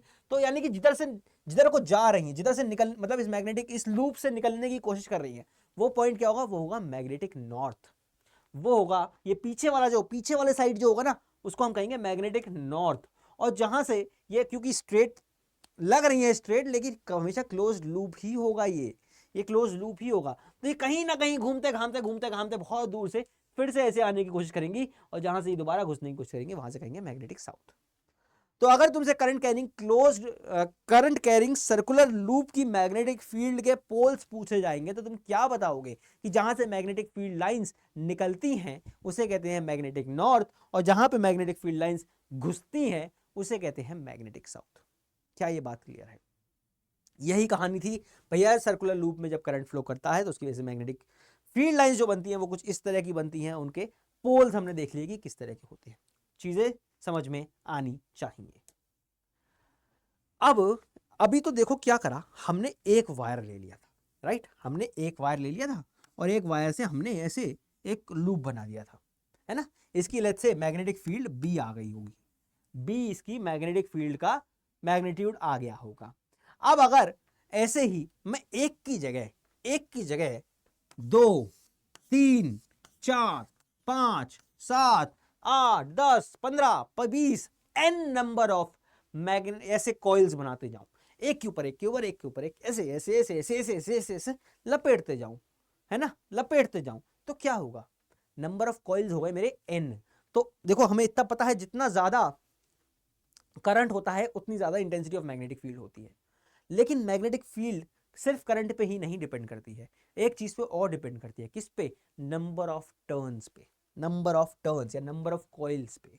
तो जितनी ज्यादा नंबर ऑफ कॉइल होंगी ना उतनी ज्यादा मैग्नेटिक फील्ड होगी। अगर एक कॉइल से तुम्हारी मैग्नेटिक फील्ड बी आ रही है तो एन नंबर ऑफ कॉइल से तुम्हारी magnetic field n times B हो जाएगी। Magnetic field number of turns पे डिपेंड करती है। तो इसीलिए हमने क्या करा, हमने देख लिया था कि भाई करंट कैरिंग कॉइल से मैग्नेटिक फील्ड तो बन रही है, क्यों ना उसका इस्तेमाल किया जाए। इस्तेमाल करने के लिए एक कॉइल से काम तो नहीं बनेगा, बहुत मामूली सी नन्नू पुंजू सी बेकार सी हमारी मैग्नेटिक फील्ड बन रही है, उससे काम नहीं बनेगा।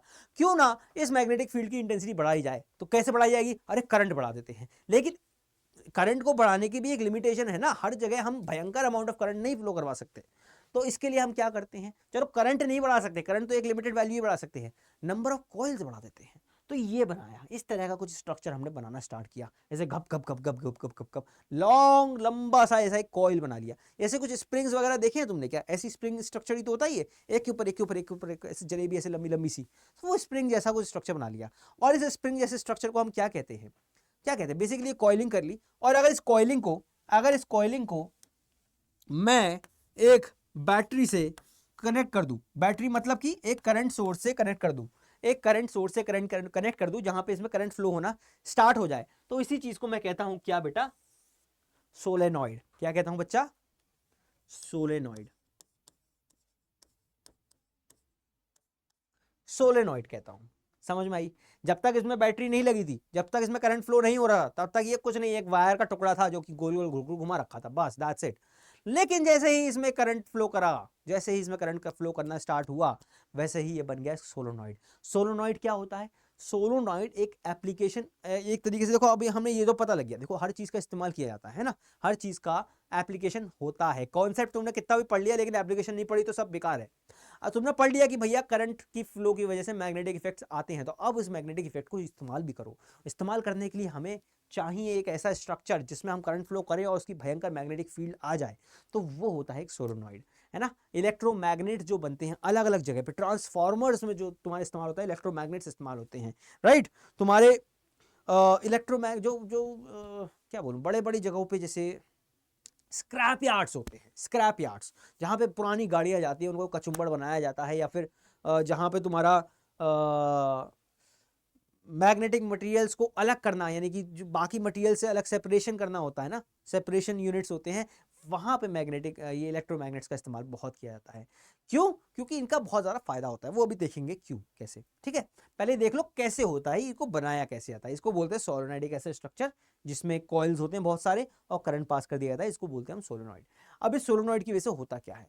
इस सोलेनॉइड की वजह से बिल्कुल जैसे एक बार मैग्नेट की वजह से मैग्नेटिक फील्ड बनती थी ना, वैसे ही इस सोलेनॉइड की वजह से भी बनेगी। क्यों भैया? देखो जैसे ये तुम्हारा कॉइल है, कॉइल वायर का बना दिया, लेट्स से कॉपर वायर का तुमने कॉइल बना दिया, किसका बेटा? कॉपर वायर का। और तुमने इसमें करंट कनेक्ट कर दिया, करंट फ्लो करवा दिया। जैसे ही तुमने इसमें करंट फ्लो करवा दिया, करंट तुमने यहाँ पे ऐसे फ्लो करवा दिया, करंट फ्लो करने लगा इस कॉइल में। और देखो हमें मालूम है सर्कुलर कॉइल की वजह से क्या होता था? मैग्नेटिक फील्ड डेवलप होती थी, मैग्नेटिक फील्ड डेवलप होती थी। एक कॉइल की वजह से उतनी मैग्नेटिक फील्ड डेवलप होती थी। यहाँ तो भयंकर बहुत सारी कॉइल्स हैं, तो यहाँ से कितनी मैग्नेटिक फील्ड डेवलप होगी? Number of coils into magnetic field produce by one coil, ठीक है, इतनी मैग्नेटिक फील्ड प्रोड्यूस होगी। अब ये मैग्नेटिक फील्ड का डायरेक्शन कैसे होगा, यानी कि इसका नेचर कैसे होगा, इसका डायरेक्शन कैसे होगा, मैग्नेटिक फील्ड लाइंस कैसे होंगी? तो ये सारा बिल्कुल रिजेंबल करता है कैसे? एक बार मैग्नेट को। ये एक बार मैग्नेट को रिजेंबल करता है। जैसी मैग्नेटिक फील्ड लाइंस एक बार मैग्नेट में बनती थी, वैसे ही मैग्नेटिक फील्ड लाइंस हमारे सोलेनॉइड में भी बनती हैं, राइट। कैसे बनती थी? ऐसी तो बनती थी गोल गोल गोल गोल सर्कुलर सर्कुलर सी। देखो यहाँ पे भी गोल गोल गोल गोल सर्कुलर सर्कुलर सी बन रही है, ठीक है ना। बिल्कुल सेम वैसे ही रिजेंबल करता है। अच्छा जी, ओके। अब देखो वहां पे तो डिफाइंड था, जब हमारे पास वो ये मैग्नेट होता था ना, तो यहाँ पे हमारे पास डिफाइंड डिफाइंड था कि भैया एक पोल हमारा नॉर्थ पोल होता है, एक पोल हमारा साउथ पोल होता है, ये तो डिफाइंड था। लेकिन यहाँ पे जब हम एक सोलोनॉइड बनाते हैं, तो हमें पता नहीं होता कि कौन सा पोल हमारा, पहले से नहीं पता होता कौन सा पोल हमारा नॉर्थ पोल है, कौन सा हमारा साउथ पोल है। ये तुम खुद भी बना सकते हो घर पे। क्या करना है तुम्हें? एक ऐसे एक स्प्रिंग जैसा जैसा छल्ला बनाना है तुम्हें, एक वायर का, है ना, कॉपर वायर को ऐसे गोल गोल लपेट लेना है ना, ऐसे छल्ला जैसा बना देना है और उसमें करंट फ्लो कर देना है। चाहो तो इसके अंदर कुछ मेटल का पीस भी रख सकते हो, वो क्यों रखते हैं वो भी बताऊंगा मैं थोड़ी देर में, राइट। तो इस तरह से तुम बना सकते हो, उसमें करंट फ्लो करोगे, वो मैग्नेट की तरह काम करने लगेगा। थोड़ा समय लगेगा, लेकिन वो मैग्नेट की तरफ, फिर उसके पास तुम आयरन नेल या स्टील की कुछ भी ऑल पिन्स वगैरह लेके जाओगे, वो चिपकने लगेंगी। क्यों? और जैसे ही इसको में से करंट हटाओगे तुम, जैसे ही करंट हटाओगे, जैसे ही बैटरी हटाओगे, वो डीमैग्नेटाइज हो जाएगा, यानी कि उसका मैग्नेटिज्म खत्म हो जाएगा और अब वो चीजें अट्रैक्ट नहीं करेगा, राइट। ओके जी। तो सिंपल सी बात है, हमें पता है कि नॉर्थ पोल से मैग्नेटिक फील्ड लाइंस निकलती हैं। तो इस पूरे सेटअप में जिस भी एंड से मैग्नेटिक फील्ड लाइन निकल रही हैं, उसको हम कह देंगे सोलेनॉइड का नॉर्थ पोल। और जहां पे वापस आके घुस रही हैं, उसको हम कह देंगे सोलेनॉइड का साउथ पोल। सिंपल सी कहानी। यानी जैसे यहां से निकल रही है तो ये हो गया इसका नॉर्थ पोल, और यहां पे घुस रही है तो ये हो गया इसका साउथ पोल। समझ में आई बात, राइट। अब मैग्नेटिक फील्ड की डायरेक्शन कैसी होती है? देखो, आउटसाइड द मैग्नेट ये क्लोज्ड कर्व बनाती है, इनसाइड द मैग्नेट की बात अगर मैं करूं, इनसाइड द मैग्नेट की बात अगर मैं करूं, तो क्या होता है, ये पैरेलल लाइंस होती हैं, straight parallel lines. So magnetic field inside a magnet is always, inside a magnet, magnetic field lines कैसी होती हैं, inside a solenoid, magnetic field lines क्या होती हैं, पैरेलल स्ट्रेट लाइंस होती हैं। क्या होती हैं बेटा, पैरेलल स्ट्रेट लाइंस होती हैं। कहीं पे तुम्हें लिखा मिल जाएगा यूनिफॉर्म मैग्नेटिक फील्ड होती है। अब ये यूनिफॉर्म मैग्नेटिक फील्ड क्या भला है, भला आओ देखते हैं। देखो दो चीजें होती हैं, एक होता है यूनिफॉर्म मैग्नेटिक फील्ड और एक होता है नॉन यूनिफॉर्म मैग्नेटिक फील्ड। फटाफट से इनको दोनों को देख लेते हैं। देखो यूनिफॉर्म मैग्नेटिक फील्ड, देखो सिंपल सी बात है, अगर मैग्नेटिक फील्ड लाइन हमारी मैग्नेटिक फील्ड की स्ट्रेंथ बताती हैं कि भैया जहां पे मैग्नेटिक फील्ड लाइन ज्यादा क्राउडेड होगी वहां पे मैग्नेटिक फील्ड की स्ट्रेंथ ज्यादा होगी, जहां पे मैग्नेटिक फील्ड लाइंस दूर दूर होंगी वहां पे स्ट्रेंथ कम होगी। तो अगर अगर मैं इस तरह की मैग्नेटिक फील्ड लाइंस बना रहा था, अगर मेरा बार मैग्नेट को चाहिए था, तो अगर मैं इस तरह की मैग्नेटिक फील्ड लाइंस बना रहा था, तो यहाँ पे तो मुझे सीधे सिंपल सिंपल दिख रहा है कि कोई एरिया ऐसा है जहां पे फील्ड लाइंस दूर दूर है, कोई एरिया ऐसा भी है जहां पे फील्ड लाइंस पास पास हैं। तो यहाँ पे तो मतलब इनका मैग्नीट्यूड वेरी कर रहा है, कहीं पे ज्यादा होगा मैग्नेटिक फील्ड का स्ट्रेंथ और कहीं पे कम होगी मैग्नेटिक फील्ड की स्ट्रेंथ। लेकिन वहीं पे अगर मैं मैग्नेटिक फील्ड लाइंस ऐसे बना दूं, मैग्नेटिक फील्ड ऐसे बना दूं, यानी कि सारी मैग्नेटिक फील्ड के बीच में बराबर डिस्टेंस है और स्ट्रेट है, एक ही डायरेक्शन है, तो यहां पे देख रहे हो कहीं पे भी ऐसा नहीं है कि डिस्टेंस बढ़ रहा हो या घट रहा हो, कहीं पे ज्यादा क्राउडेड हो या कहीं पे कम क्राउडेड हो, ऐसा कहीं पे भी नहीं है, राइट। तो यहां से मुझे ये समझ में आता है कि जितनी स्ट्रेंथ वो मैग्नेटिक फील्ड की इस पॉइंट पर होगी, यानी कि इस पॉइंट पर होगी जितनी स्ट्रेंथ पी पॉइंट पर, उतनी ही क्यू पर भी होगी, उतनी ही आर पर भी होगी, उतनी ही एस पर भी होगी, उतनी ही टी पर भी होगी, उतनी ही डब्ल्यू पर भी होगी, उतनी ही जेड पर भी होगी, उतनी ही वाई पे भी होगी। सारे पॉइंट्स पर मैग्नेटिक फील्ड की स्ट्रेंथ सेम होगी, डायरेक्शन भी सेम है तो डायरेक्शन भी सेम होगा। तो मैग्नेटिक फील्ड की स्ट्रेंथ और मैग्नेटिक फील्ड का डायरेक्शन सेम होने वाला है ऐसी फील्ड वाले एरिया में। तो इस टाइप के रीजन को हम क्या कहते हैं बेटा, यूनिफॉर्म मैग्नेटिक फील्ड। और इसके अलावा कोई भी और स्ट्रक्चर बन रहा होता है, कहोगे सर आपने ये सर्कुलर कहा था कंसेंट्रिक सर्कल्स, तो क्या ये यूनिफॉर्म मैग्नेटिक फील्ड नहीं है? ये यूनिफॉर्म मैग्नेटिक फील्ड नहीं है, नहीं है बेटा, ये यूनिफॉर्म मैग्नेटिक फील्ड कहाँ है पता, ये यूनिफॉर्म मैग्नेटिक फील्ड नहीं है। कैसे पता लगेगा, कैसे पता लगेगा, आओ दिखाता हूं कैसे पता लगेगा। अगर मैंने ये एरिया ले लिया,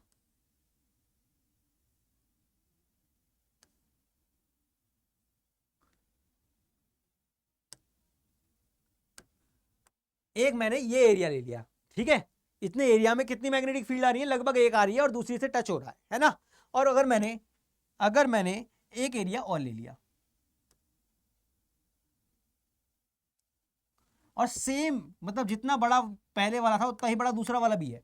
देखो जितना बड़ा पहले वाला था, ये 1 था, उतना बड़ा ये 2 भी है, लेकिन यहां पे मैग्नेटिक फील्ड लाइंस ज्यादा आ रही है उतने ही एरिया में, है ना। तो सिंपल सी बात है कि यहाँ की मैग्नेटिक फील्ड की स्ट्रेंथ कम होगी, यहाँ की मैग्नेटिक फील्ड की स्ट्रेंथ ज्यादा होगी, क्योंकि यहाँ पे लाइंस हमारी क्राउडेड है। क्या ये बात समझ में आ गई तुमको कि भैया यूनिफॉर्म और नॉन यूनिफॉर्म में डिफरेंस क्या होता है?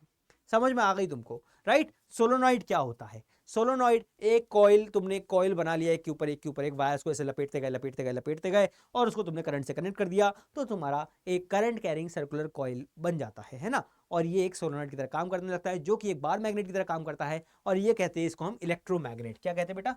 इलेक्ट्रोमैग्नेट।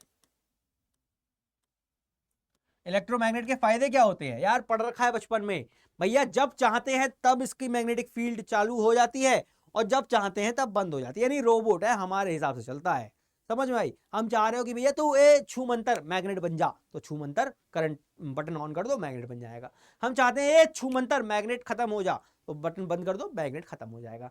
इसकी हम जितनी मर्जी उतनी स्ट्रेंथ बढ़ा सकते हैं। कैसे भैया? करंट भयंकर दे देंगे तो स्ट्रेंथ बढ़ जाएगी, या फिर कॉइल्स हमने ज्यादा कर दिए, टर्न्स ज्यादा कर दिए तो इसकी स्ट्रेंथ बढ़ जाएगी। समझ में आई बात? यानी कि इसकी जो स्ट्रेंथ है मैग्नेटिक फील्ड, या तो वो करंट पे भी डिपेंड कर रही है, और साथ ही साथ magnetic field number of turns पे भी डिपेंड कर रही है। समझ में आई बात है ना? स्ट्रेंथ हम जब चाहें तब बढ़ा सकते हैं, जब चाहें तब कम कर सकते हैं। ठीक है ना जी? तो ये बेसिक बेसिक इसके फायदे होते हैं, जो कि हम नॉर्मल अपने बार जो हमारे मैग्नेट्स होते थे ना, बार मैग्नेट, ये मैग्नेट, वो मैग्नेट, इनको देखो बनाने के लिए अलग से पूरी मेहनत करनी पड़ती है। और दूसरी चीज क्या बोलते हैं, दूसरी चीज इनकी स्ट्रेंथ फिक्स्ड रहती है ना? हम चाहते हैं कि हमें छोटा सा, अब इतना बड़ा हमारे पे मैग्नेट रखा है, लेकिन एप्लीकेशन हमको छोटी सी है। इतने बड़े मैग्नेट से तो बहुत ज्यादा बड़ी मैग्नेटिक फील्ड बनेगी जो कि हमारा काम बर्बाद कर देगी, तो फायदा ही नहीं है। लेकिन वहीं पे अगर इतना बड़ा इलेक्ट्रोमैग्नेट रखा है, एप्लीकेशन में छोटी सी कर दी, तो हम मिनिमम नंबर ऑफ करंट, बहुत minimum amount of current flow करके मिनिमम छोटी सी मैग्नेटिक फील्ड बना के अपना काम कर सकते हैं। समझ रहे हो? तो ये बहुत ज्यादा सूटेबल चीज होती है। चलो जी आगे बढ़े। नेक्स्ट बात करते हैं force on a current carrying conductor when placed in a magnetic field. अब देखो सिंपल सी बात है, एक इलाके में दो गुंडे नहीं रह सकते। समझ रहे हो? अगर मैं एक गुंडा हूं, कहते ना एक इलाके में एक ही गुंडा रहता है, तो अगर मैं एक गुंडा हूं तो मेरे इलाके में तुम नहीं आ सकते, यानी कोई दूसरा गुंडा नहीं आ सकता, एंटर नहीं कर सकता। कुत्तों का देखा तुम लोगों ने? कुत्तों का भी होता है कि भाई कुत्ते लोग क्या करते हैं, अपना उनका एक स्पेशल कैरेक्टरिस्टिक होती है कि वो अपनी बाउंड्री मार्क कर लेते हैं अलग अलग तरीकों से। ठीक है, अपनी एरिया की बाउंड्री मार्क करते जाते हैं। कहीं जाते हैं, देखा होगा तुमने, कहीं जाते हैं कुछ नई चीज़ गाड़ी वाड़ी दिखती है तो क्या करते, सबसे पहले मूत्र विसर्जन करते हैं उस पर, क्योंकि उन्हें अपनी बाउंड्री मार्क करनी होती है, अपना इलाका मार्क करना होता है। राइट? तो अगर उनके इलाके में कोई दूसरा कुत्ता आ जाता है तो वो भाव भाव भाव चालू हो जाता है उनका। राइट? तो क्यों है? क्योंकि एक इलाके में दो कुत्ते नहीं रह सकते या दो गुंडे नहीं रह सकते। वही कॉन्सेप्ट ये भी है।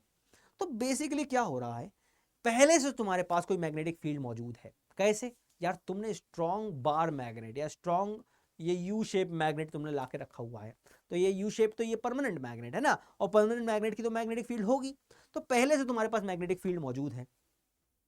अब यहां पे तुम एक कंडक्टर ले आए, और लाए तो लाए, साथ में उस कंडक्टर में तुमने करंट भी पास करवा दिया। देख रहे हो कितना जुल्म कर रहे हो? कंडक्टर से करंट भी पास करवा दिया। जैसे ही कंडक्टर से करंट पास करा, वैसे ही क्या हुआ, उस कंडक्टर के जो इलेक्ट्रॉन्स थे वो दौड़ने लग गए, बुलबुलाने लग गए, कुलबुलाने लग गए, और करंट पास करते करते वो फॉलो करने लग गए, मतलब चलने लग गए। करंट, इलेक्ट्रॉन फ्लो करता है तभी तो करंट फ्लो करता है, तो वो चलने लग गए, जिसकी वजह से करंट फ्लो होने लगा, जिसकी वजह से मैग्नेटिक फील्ड बनने लगी। पहले से मैग्नेटिक फील्ड मौजूद है, लेकिन और तुम्हारे तुम्हारे हरकतों की वजह से इस कंडक्टर में भी मैग्नेटिक फील्ड बनने लगी, तो दो मैग्नेटिक फील्ड एक साथ आ गई। एक मैग्नेट पहले से था, एक मैग्नेट और बन गया, तो भाई युद्ध होना ही है, तो मार कुटाई होनी ही है। अब यहां पे मार कुटाई होगी। कैसे होगी? एक कहेगा मैं ज्यादा मजबूत, मैं ज्यादा पावरफुल, मैं ही मैन, दूसरा कहेगा मैं शक्तिमान। तो भैया इनके बीच में वो युद्ध चलता है। और ये कैसे चलता है? ये ऐसे चलता है, ये ऐसे चलता है कि भैया दो मैग्नेटिक फील्ड, एक मैग्नेटिक फील्ड इधर जा रही है, एक की मैग्नेटिक फील्ड इधर जा रही है, तो इनकी वजह से क्या होता है, कुछ गड़बड़ गड़बड़ होने लगता है। तो बेसिकली जीतता कौन है? जीतता इनकी आउटसाइड मैग्नेटिक फील्ड, जो बाहर की मैग्नेटिक फील्ड है ना, वो जीतती है। और हारता कौन है? जो ये कंडक्टर था ना, ये हमेशा हारता है लगभग लगभग। ठीक है, तो इसकी वजह से इसको हार में क्या मिलता है? इसको हार में इसके ऊपर दबाव लगता है, इसके ऊपर फोर्स लगता है, बल लगता है बाहरी मैग्नेटिक फील्ड की वजह से। ठीक है, तो इसका मतलब क्या, जब एक करंट कैरिंग कंडक्टर को एक एक्सटर्नल मैग्नेटिक फील्ड में रखा जाता है तो उस पे एक फोर्स एक्सपीरियंस किया जाता है। क्या ये बात समझ में आई कि फोर्स एक्सपीरियंस किया जाता है? क्यों किया जाता है? क्योंकि उसकी वो भी एक मैग्नेटिक फील्ड बना रहा है, और एक मैग्नेटिक फील्ड पहले से भी मौजूद है, तो उसकी इनके मार कुटाई की वजह से इस पे फोर्स लगने लगता है। देख लो यहाँ पे, when a current flow through a conductor it means moving charges electrons are present in the wire. ठीक है, these moving charges create their own magnetic field around the conductor. Now when the conductor is placed inside another external magnetic field between the poles of magnet, the two magnet field interact। अभी दोनों आपस में interact करने लगती हैं, और इसी की वजह से क्या होता है, कंडक्टर पे एक फोर्स लगने लगता है। समझ में आ गई बात? समझ में आ गई बात? समझ में आ गई भाई? हाँ जी, क्लियर है। अब ये फोर्स कैसा होता है, फोर्स का डायरेक्शन कैसा होता है, किधर को लगता है, कितना लगता है, ये सारी चीजें काम की हैं। ठीक है, वो देख लेते हैं। देखो चलो ये भी हम समझेंगे, ये लास्ट वाला पॉइंट है, इसको याद, इसको तुम नोट कर लो, मतलब दिमाग में बैठा लो कि लास्ट वाला पॉइंट क्या है, कि फोर्स जो होती है वो मैक्सिमम होती है, मैक्सिमम होती है जब कंडक्टर जो होते हैं वो perpendicular to the magnetic field रखे होते हैं।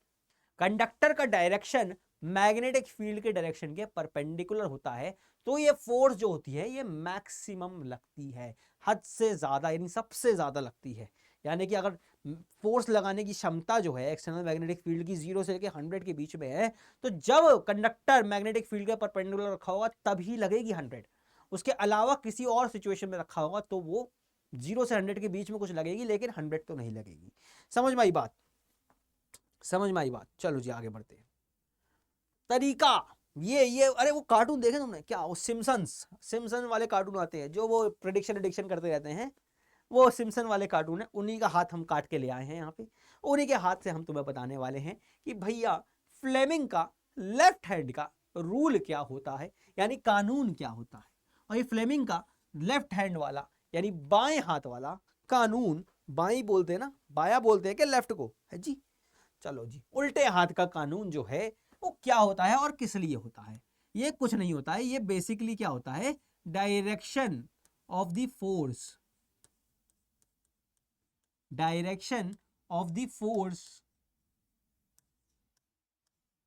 निकालने के लिए होता है जब कभी भी एक कंडक्टर को magnetic field, external magnetic field में फेंक दिया जाता है, ये रख दिया जाता है और उसमें से करंट पास करा दिया जाता है। तो भैया मैग्नेटिक मतलब फोर्स तो लगेगी, अब वो फोर्स किस डायरेक्शन में लगेगी वो कौन बताएगा, वो मैग्नेटिक फ्लेमिंग के लेफ्ट हैंड रूल बताएगा। और इसका तरीका क्या है भैया, FBI federal bureau of investigation, देखा है किस किसने, मतलब अरे एक जैसे हमारे यहाँ CBI है ना, वैसे अमेरिका में FBI है, लेकिन वो FBI नहीं है हमारा, हमारा वाला दूसरा वाला FBI है। सबसे पहले क्या करना है, लेफ्ट हैंड ले लो, ये राइट हैंड है, ये लेफ्ट हैंड है, लेफ्ट हैंड ले लिया, लेफ्ट हैंड की 2 उंगलियां नीचे वाली यानी ये वाली और ये वाली, इसको मोड़ लो तो 3 उंगलियां बची, 3 उंगलियां बची।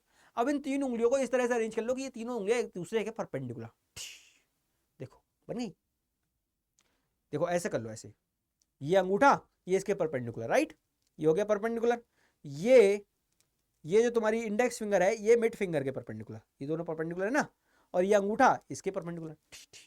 तो कुछ इस तरीके से तुम्हें, जैसे ये भाई साहब ने सिम्पसन ने करा हुआ ना, इस तरीके से तुम्हें इसको कन्वर्ट कर लेना। देखो एक बार बना के देखो इसको, ऐसे तीनों एक दूसरे के परपेंडिकुलर होना चाहिए, देखो क्या है ना, एग्जाम में बनाओगे तुम्हें दिखेगा बेटा, एग्जाम में जब तुम एग्जाम देने बैठोगे ना तो आधे बच्चे ऐसे ऐसे, कोई ऐसे सोच रहा होगा, कोई ऐसे सोच रहा होगा है तो तुम्हें भी ऐसे ही बनाना पड़ेगा। तो यहाँ पे क्या होता है, ये होता है FBI। कैसे बेटा, कैसे, देखो यहाँ से देखो, यहाँ लिख लेते हैं ना FBI, उधर ज्यादा कोने में हो गया, ऐसे देखो, देखो ये होता है तुम्हारा F यानी कि फोर्स, ये अंगूठा फोर्स, पहले आ रहा है ना अंगूठा फोर्स, ये होता है तुम्हारा B, सेकंड नंबर पे आ रहा है B, ये ना, ये क्या आ रहा है सेकंड नंबर पे, ये वाला, ये क्या आ रहा है B, यानी B से क्या होता है, B मतलब मैग्नेटिक फील्ड, याद करो,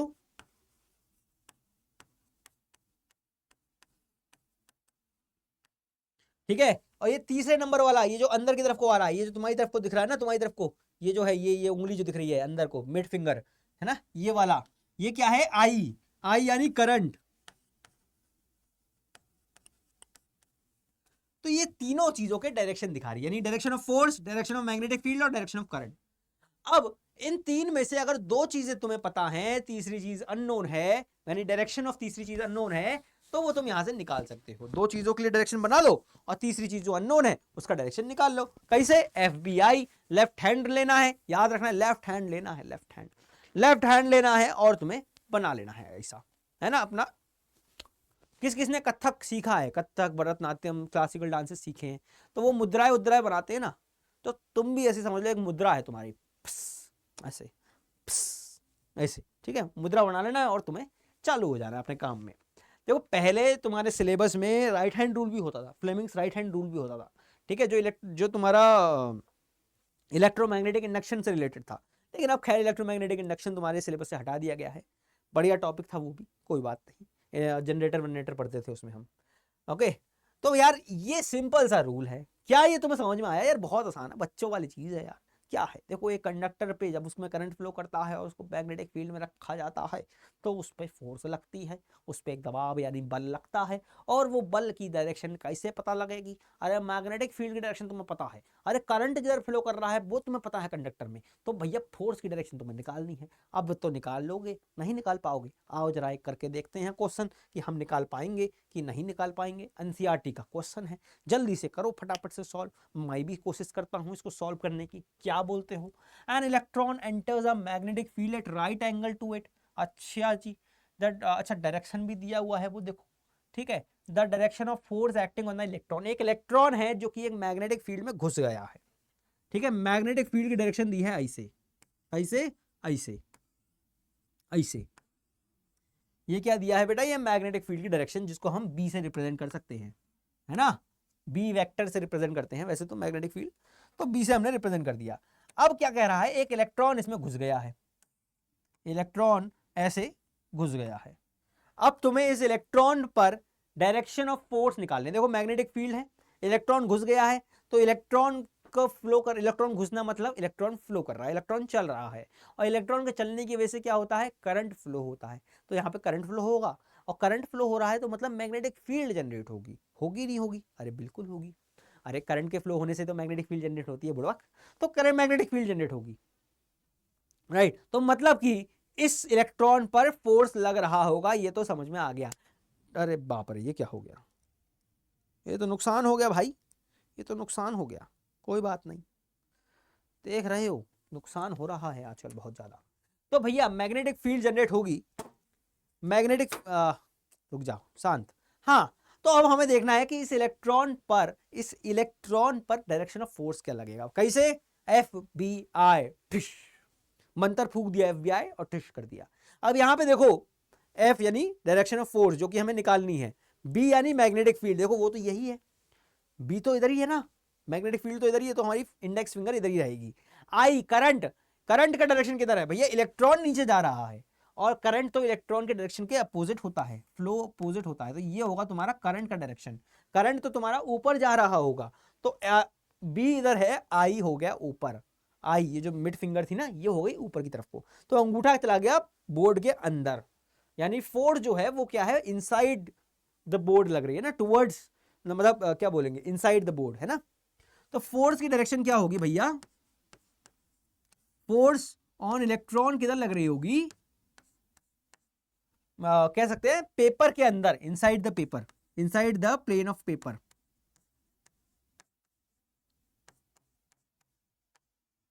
plane of paper, inside the plane of paper, है ना। बाहर की तरफ को लगती तो outside the plane of paper कहते, है ना। इसके लिए हम कुछ ऐसे रिप्रेजेंटेशंस करते हैं इनसाइड और आउटसाइड के लिए, लेकिन वो अभी तुम्हारे सिलेबस में नहीं है। 11th में जाके तुम पढ़ लोगे इन सबको, है ना। एक को inside of the paper, outside of the paper दिखाने के लिए, 3D को दिखाने के लिए ये हम रिप्रेजेंटेशंस करते हैं। लेकिन अभी तुम्हारे इससे काम चल जाएगा कि इनसाइड आउटसाइड तुम ऐसे लिख दो। समझ में आई बात? सिंपल सा क्वेश्चन, इस तरह से तुम्हारे बाकी क्वेश्चंस भी तुम सॉल्व कर लोगे, है ना जी। क्लियर है ना जी? समझ में, समझ गए ना? आगे बढ़े। बात हम कर रहे थे domestic circuits, domestic electric circuits का टॉपिक है यार, लास्ट टॉपिक है तुम्हारी एनसीईआरटी का। फटाफट से इसको देख लेते हैं, एक आध चीज थोड़ी सी बचेगी वो भी देख लेंगे, ठीक है ना। तो देखो इतनी सारी चीजें हमने पढ़ ली। सिंपल सी चीज है भैया, तुम्हारे घर में बिजली आती कैसे है ये तुम्हें बताना चाह रहे हैं यहाँ पे। तो क्या होता है भैया, बाहर खंबे होते हैं, सबको पता है, और खंबे से तार आता है, बिजली के खंबे, वहां से तार आता है और तार के थ्रू हमारे घर में बिजली आती है। लेकिन वो आने का प्रोसेस क्या रहता है, बीच बीच में कौन कौन से डिवाइसेस होते हैं, ये सारी चीजें यहाँ पे हमें जानना है। तो देखो सबसे पहले तुम्हें जानना जरूरी है कि भाई यहाँ पे 3 टाइप के वायर्स होते हैं। अरे सर क्या बात कर रहे हो, हम तो 2 ही टाइप के वायर्स देखे थे, है ना। प्लग भी हमारे यहाँ 2 ही ऐसे होते हैं, वो जो सॉकेट्स में घुसते हैं वो 2 वाले होते हैं, 2 ही वायर्स। नहीं बुड़बक, 2 नहीं 3 होते हैं। अक्सर हम लोग भी यही गलती करते हैं और इसी वजह से इसका बहुत बड़ा खामियाजा भुगतते हैं। कैसे, देख लेते हैं। देखो सबसे पहले सबसे इंपॉर्टेंट जो वायर होता है वो होता है तुम्हारा ये रेड वाला, जिसको हम कहते हैं लाइव वायर। क्या कहते हैं बच्चा? Live wire. ये बहुत इंपॉर्टेंट होता है ना। अभी एक एक चीज का इनका काम भी समझ लेंगे ना। दूसरा होता है तुम्हारा ये ब्लैक वाला, जिसको हम कहते हैं न्यूट्रल वायर। क्या बेटा? Neutral wire. इसका कलर कैसे होता है, ब्लैक। और तीसरा वायर जो मोस्ट इंपॉर्टेंट कहूँ या एक सेफ्टी डिवाइस की तरह काम करता है, वो होता है ये ग्रीन वाला, यानी कि जिसको हम कहते हैं अर्थ वायर। और यही वायर को हम लोग अक्सर स्किप कर देते हैं जब हम अपने घरों का कंस्ट्रक्शन करवाते हैं या हमारे बिल्डर्स बनाते हैं, तो थोड़ा सा पैसे बचाने के लिए ये अर्थ वायर को स्किप कर देते हैं, जिसकी वजह से लॉन्ग टर्म में ना ये बहुत ज़्यादा नुकसानदायक होता है भाई। लोगों के घरों में आग लग जाती है, शॉर्ट सर्किट की प्रॉब्लम हो जाती है, सिर्फ ये अर्थ वायर के ना होने की वजह से। तो अभी देख लेंगे एक एक चीज इनके बारे में। देखो, कलर कोडिंग तुमको अच्छे से समझ में आनी चाहिए कि भैया अर्थ वायर जो होता है ये ग्रीन कलर का ही होगा, लाइव वायर जो रेड कलर का ही होगा, और ये न्यूट्रल वायर जो है ये ब्लैक कलर का होगा। क्लियर है ना बात? चलो सबसे पहले देखते हैं लाइव वायर का काम क्या होता है। लाइव वायर या मोस्ट इंपॉर्टेंट है ना। देखो, दो वायर जो तुम कह रहे थे ना, दो लगाते हैं हम लोग प्लग में। हमारे प्लग्स कैसे होते हैं, हमारे सॉकेट्स कैसे होते हैं, एक ये होता है गोला, एक ये गोला होता है, और एक ये गोला होता है। ऐसे तो होते हैं, ये छोटे छोटे से होते हैं, ये बड़ा सा होता है, राइट। हम क्या करते हैं, यूजुअली जो हमारे जो अप्लायंसेस होते हैं वो उनके सिर्फ दो डंडे निकले होते हैं ना, वो दो डंडे हम इसमें लगा देते हैं और ऊपर वाला छोड़ देते हैं, राइट। तो यहाँ पे जो एक इसमें जाता है, इसको हम कहते हैं, ये इसमें जाता है लाइव वायर वाला पॉइंट, और इसमें जाता है न्यूट्रल वायर वाला पॉइंट, राइट। ये ऊपर वाला हमारा छूट जाता है, जो बेसिकली बनाया जाता है अर्थ वायर के लिए। तुम्हारे दिमाग में कभी क्वेश्चन आया होगा ना कि ये तीसरा वाला मोटा वाला किस लिए होता है, ये बेटा अर्थ वायर के लिए होता है ना। अभी मतलब देख लेंगे। देखो, लाइव वायर का काम क्या होता है, लाइव वायर का काम होता है करंट को ले जाना, है ना। करंट जाएगा, अप्लायंसेस में दौड़ेगा, और फिर वापस आएगा, तब जाके सर्किट कंप्लीट होगा, और तुम्हारा अप्लायंस, तुम्हारा बल्ब, तुम्हारा टोस्टर, तुम्हारी वॉशिंग मशीन तब जाके चलेगी, इजंट इट। तो भैया जाने का जो रास्ता कौन देता है, वो लाइव वायर देता है, ये रेड कलर का जो है, इजंट। ठीक है ना, समझ में आई।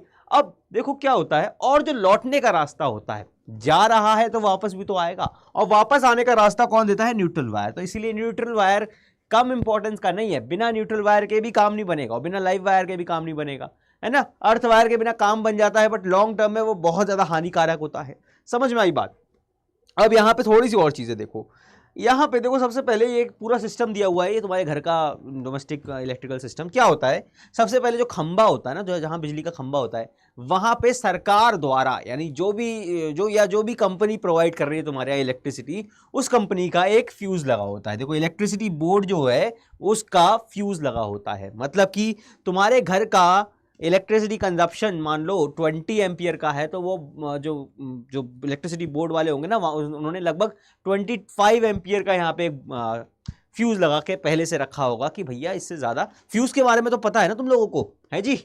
फ्यूज के बारे में पता है ना, ये एक सेफ्टी डिवाइस होता है। अगर इससे करंट जितना जाना चाहिए उससे ज़्यादा जाता है तो ये पिघल जाता है, ये पिघल जाता है और सर्किट तोड़ देता है, जिससे आगे के करंट का फ्लो खत्म हो जाता है, और आगे जो शॉर्ट सर्किट हो सकता था, आग लग सकती थी, दिक्कतें आ सकती थी, उसका खतरा खत्म कर देता है, इजंट इट। अच्छा, मुझे कोई बताएगा फटाफट से एक चीज मुझे बता दो यार, अगर हम लोगों ने फ्यूज के बारे में पढ़ा था, तुम्हें जरा सा भी याद हो कि भाई फ्यूज की दो कैरेक्टरिस्टिक क्या होती हैं। ये जो फ्यूज वायर होता है, ये वायर ही होता है ना, इसकी दो कैरेक्टरिस्टिक क्या होती है, फटाफट से मुझे यहाँ बता दो, ठीक है। आजकल तो खैर फ्यूज को हम नहीं यूज करते, फ्यूज की जगह यूज करते हैं एक दूसरी चीज जो है MCB। क्या होता है बेटा, MCB, यानी मिनिएचर सर्किट ब्रेकर्स। ऐसा क्यों, देखो बोर्ड ब्रेकर्स है ना, सर्किट ब्रेकर्स है ना, राइमिंग। तो ऐसा क्यों, क्योंकि फ्यूज ना जब ट्रिप होता था, यानी कि जब एक्स्ट्रा करंट जाता था, ये पिघल जाता था, टूट जाता था, अगला नया स्विच लाके, नया फ्यूज लाके वहां पे इंस्टॉल करना पड़ता था। मतलब लॉन्ग टाइम, मतलब टाइम टेकिंग प्रोसेस था, सब चीजें थी, और पैसा भी ज़्यादा खर्च होता था। तो इनकी जगह अब यूज़ किया जाता है MCBs को, यानी मिनिएचर सर्किट ब्रेकर्स। ये क्या होता है, ये स्विचेस होते हैं बेसिकली, ऊपर नीचे गिरती रहती है ना। MCB गिर गई, सुना होगा तुमने, MCB ट्रिप हो गई, MCB गिर गई। वो क्या होता है, एक बेसिकली इस तरीके का एक डब्बा जैसा होता है, उसमें इस तरीके का कुछ एक मतलब स्विच जैसा होता है, वो नीचे को जाती है, ऊपर हो जाती है, तो इस तरह से काम चलता है। अब अगर ज़रा करंट अपनी औकात से ऊपर जाने की कोशिश करता है ना, थोड़ा सा भी करंट, तो ये पट्ट से नीचे गिर जाती है ना, और नीचे गिर जाती है, सर्किट टूट जाता है, सर्किट टूट जाता है, तो भैया आगे करंट फ्लो नहीं होता और हमारा अप्लायंसेस बचे रहते हैं। इसको जैसे ही तुम ऊपर करोगे, ये दोबारा का सर्किट चलने लगेगा, करंट फ्लो होने लगेगा, ठीक है ना। चलो जी, अब देखो लाइव वायर जो होता है, इसमें ही हमारा फ्यूज कनेक्ट होता है। ये जो फ्यूज कनेक्ट हो रहा है ना, ये कहाँ कनेक्ट हो रहा है, ये लाइव वायर में कनेक्ट हो रहा है। तुमसे क्वेश्चन पूछा जाएगा कि फ्यूज जो है वो कौन से वायर में कनेक्ट होता है और क्यों, तो तुम बताओगे कि फ्यूज हमेशा लाइव वायर में कनेक्ट होता है। और ऐसा क्यों, क्योंकि भैया लाइव वायर से करंट जा रहा है, तो तुम लाइव करंट के जाने के रास्ते में ही तो फ्यूज लगाओगे, और वो भी कैसे लगाओगे, वो भी लगाओगे सीरीज में, पैरेलल में भी नहीं लगाना है, सीरीज में। अगर करंट को तुम्हें रोकना है आगे तबाही मचाने से, तो तुम इसी को तोड़ोगे ना, यहां से जहां से करंट जा रहा है वहीं से तोड़ोगे ना, लौट रहा है वहां से नहीं तोड़ोगे, यहां से जा रहा है वहीं से तोड़ोगे। तो लाइव वायर की सीरीज में तुम्हारा फ्यूज कनेक्टेड होता है। क्लियर है बात? बहुत बढ़िया।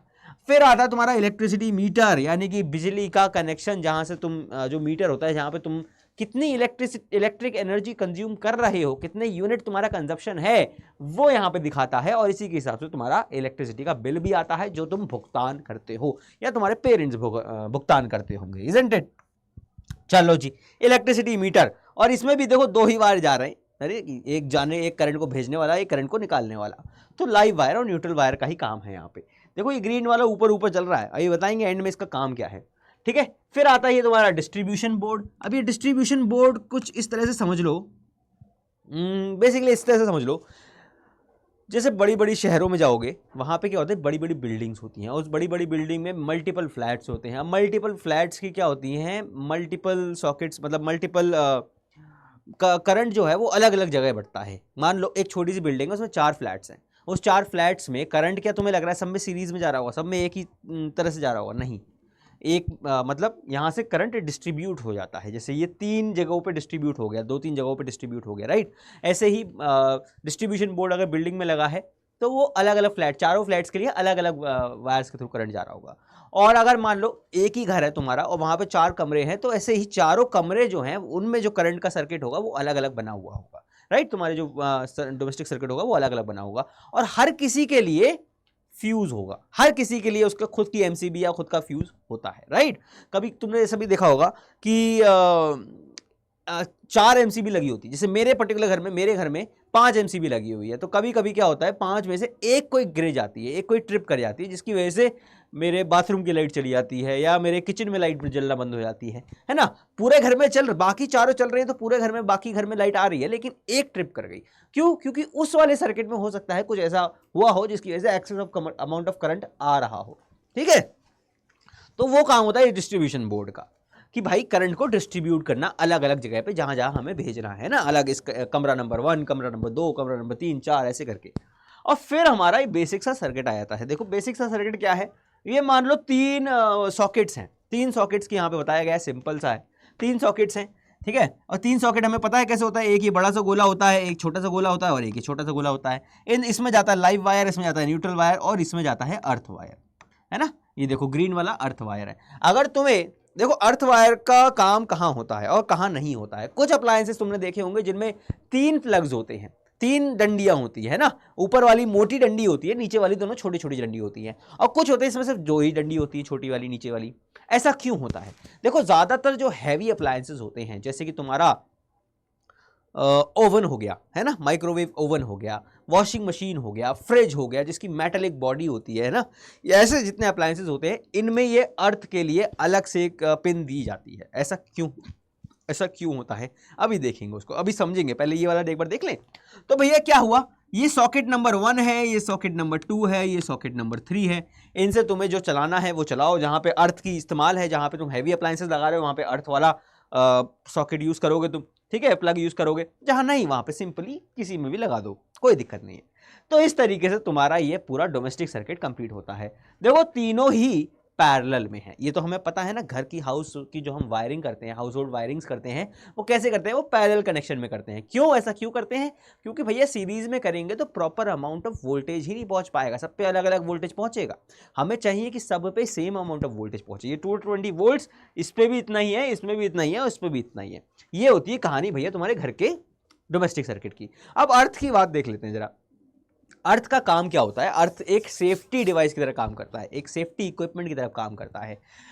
क्या होता है, कई बार हमारे जो अप्लायंसेस, जैसे फ्रिज है, राइट। अब फ्रिज में क्या होता है, कोई वायर अगर उसकी आउटर कवरिंग छिल गई है, उसका इंसुलेशन हट गया है और वो फ्रिज की मेटेलिक बॉडी से टच कर रहा है, तो उसकी मेटेलिक बॉडी में करंट दौड़ने लगेगा क्योंकि लो रेजिस्टेंस पाथ मिल जाएगा ना उसको, है ना। लो रेजिस्टेंस पाथ पे ही तो करंट सबसे पहले दौड़ेगा, तो मेटेलिक बॉडी पे दौड़ने लगेगा। अब तुमने तो पता ही नहीं, तुम जाके उसको खोलने गए और हाथ लगाया और ब्रेक डांस हो गया तुम्हारा।